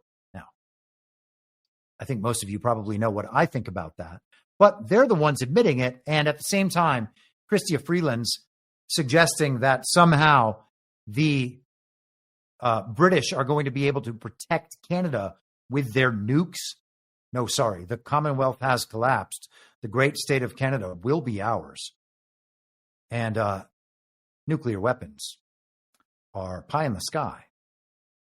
And so let's wrap this up here. We heard a bit about BlackRock from Pierre de Gaulle earlier and how much they are taking over. It is my suspicion that BlackRock at this point is a drainage vehicle for companies large and small, potentially countries. Also, a great deal of American territory, land, under BlackRock's possession. And this will eventually be, and probably already has been in my estimation, nationalized and in some way returned to the American people. And these are the kinds of questions that we're going to have to think about going forward. What would happen in a scenario like that? So this is Bloomberg. BlackRock's mega ports deal marks new reach, hands win to Trump. That's odd, isn't it? BlackRock handing a win to Trump? That doesn't even seem to make sense in many of the ways that people have thought about BlackRock over these last many years. And I'm not saying those ways are wrong. I don't know that they're wrong, okay? I'm just saying we have to look at these things in multiple ways, and this is a way that I've been considering BlackRock for many years now, and it's things like this that emerge in reality that would indicate that perhaps that view of BlackRock might be accurate. And if it is accurate now, then certainly it has been accurate the whole time. BlackRock led one of the biggest acquisitions of the year in a deal that marked both the firm's expanded reach and infrastructure and a win for U.S. President Donald Trump, who had raised concerns over control of key ports near the Panama Canal. The world's biggest asset manager led a consortium that will buy a controlling stake in Panama ports that have become a political lightning rod and a larger unit that has operations across 23 countries. C.K. Hutchison, the conglomerate founded by Hong Kong billionaire Li Ka-shing, said it would receive cash proceeds of more than $19 billion from the sale. Ka-shing, if you know what I mean. The deal is a major victory for Trump, who had argued that China had taken over the critical waterway without providing evidence and that the U.S. was paying too much for the passage of ships. He previously demanded the fees charged on U.S. naval and merchant ships to be lowered, or else Panama should return the canal to the U.S.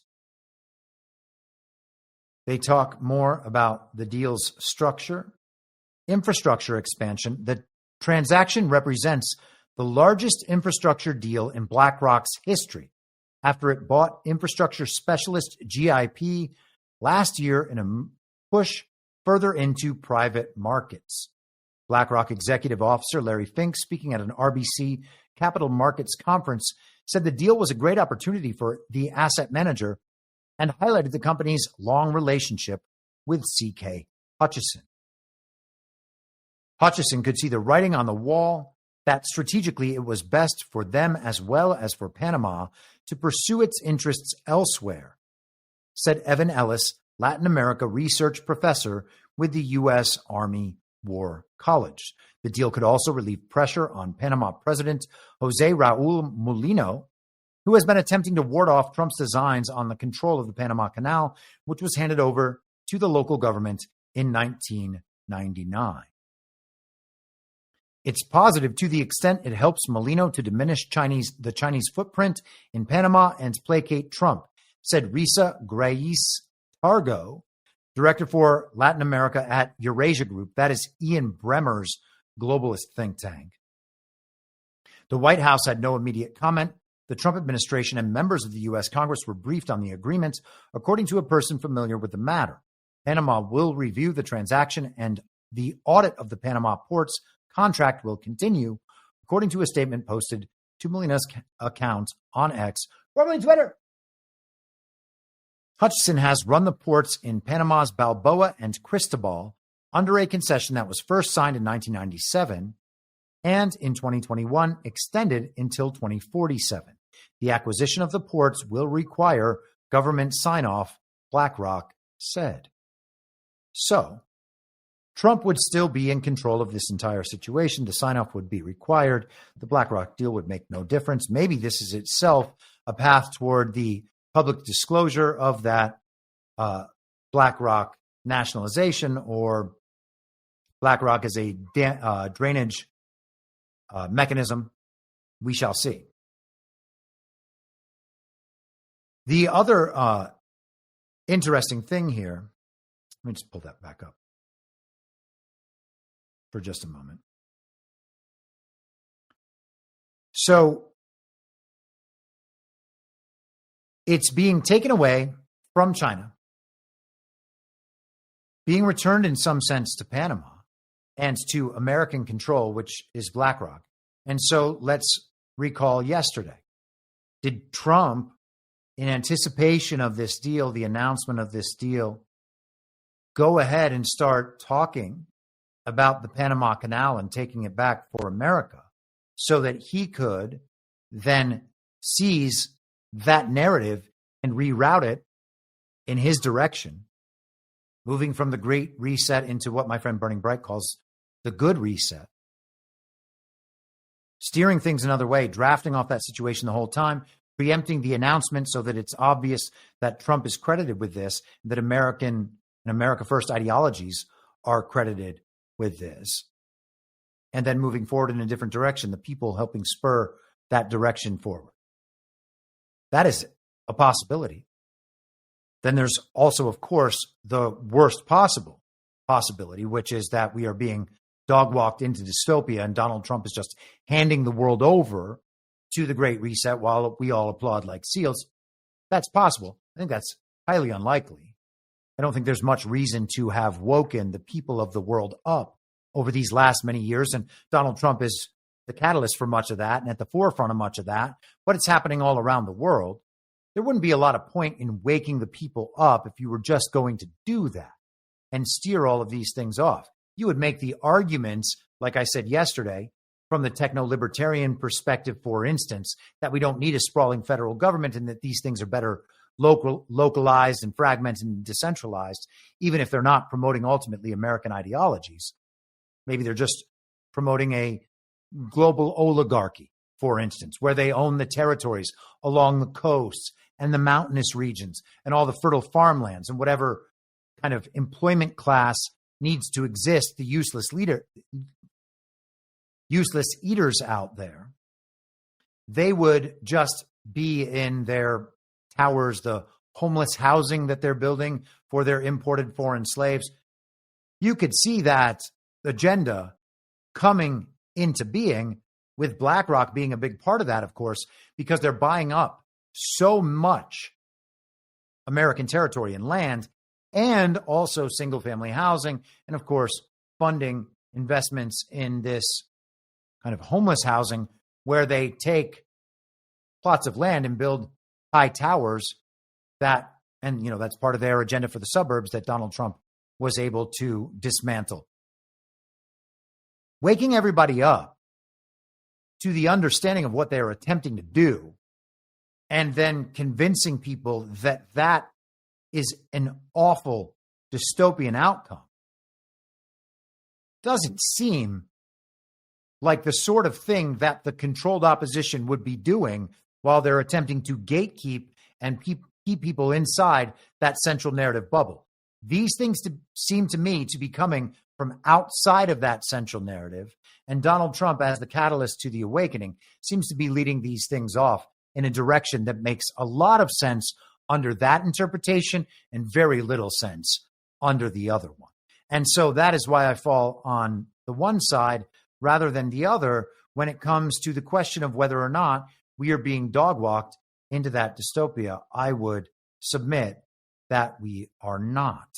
And so I am checking out the chat one last time. Not much there. I hope that you all enjoyed the show. Thank you for hanging out. Thank you for enjoying the chat. I hope that the changeover to Rumble Premium was not terribly disruptive, although we did lose about 50% plus of the audience. So I'm going to have to keep considering how to do this on the way through.